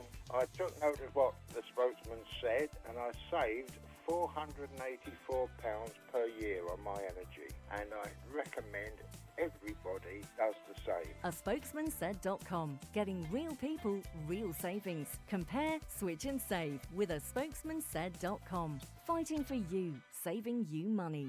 As a busy mum, you're juggling loads of things. And when your kids are ill, you just want to help them feel better. But you don't always need antibiotics to help them get better. For things like sore throats, coughs and colds, you can get advice from your local pharmacy. And you don't need an appointment. To find your nearest pharmacy, search NHS Choices. When your kids are ill, you just want to help them feel better. But you don't always need antibiotics. Get advice from your local pharmacy or search NHS Choices. Before you set off on a long journey, remember to check your vehicle. Are your tyres correctly inflated? And are the treads deep enough? Have you got enough fuel? Is your oil level right? Checking your vehicle doesn't take long, but can prevent a breakdown or accident, and save you money. So, before you set off on a long journey, check your tyres, fuel, and oil.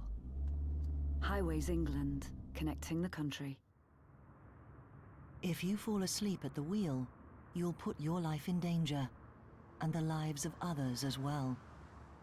Before you feel tired, pull off the road into a services or other safe area.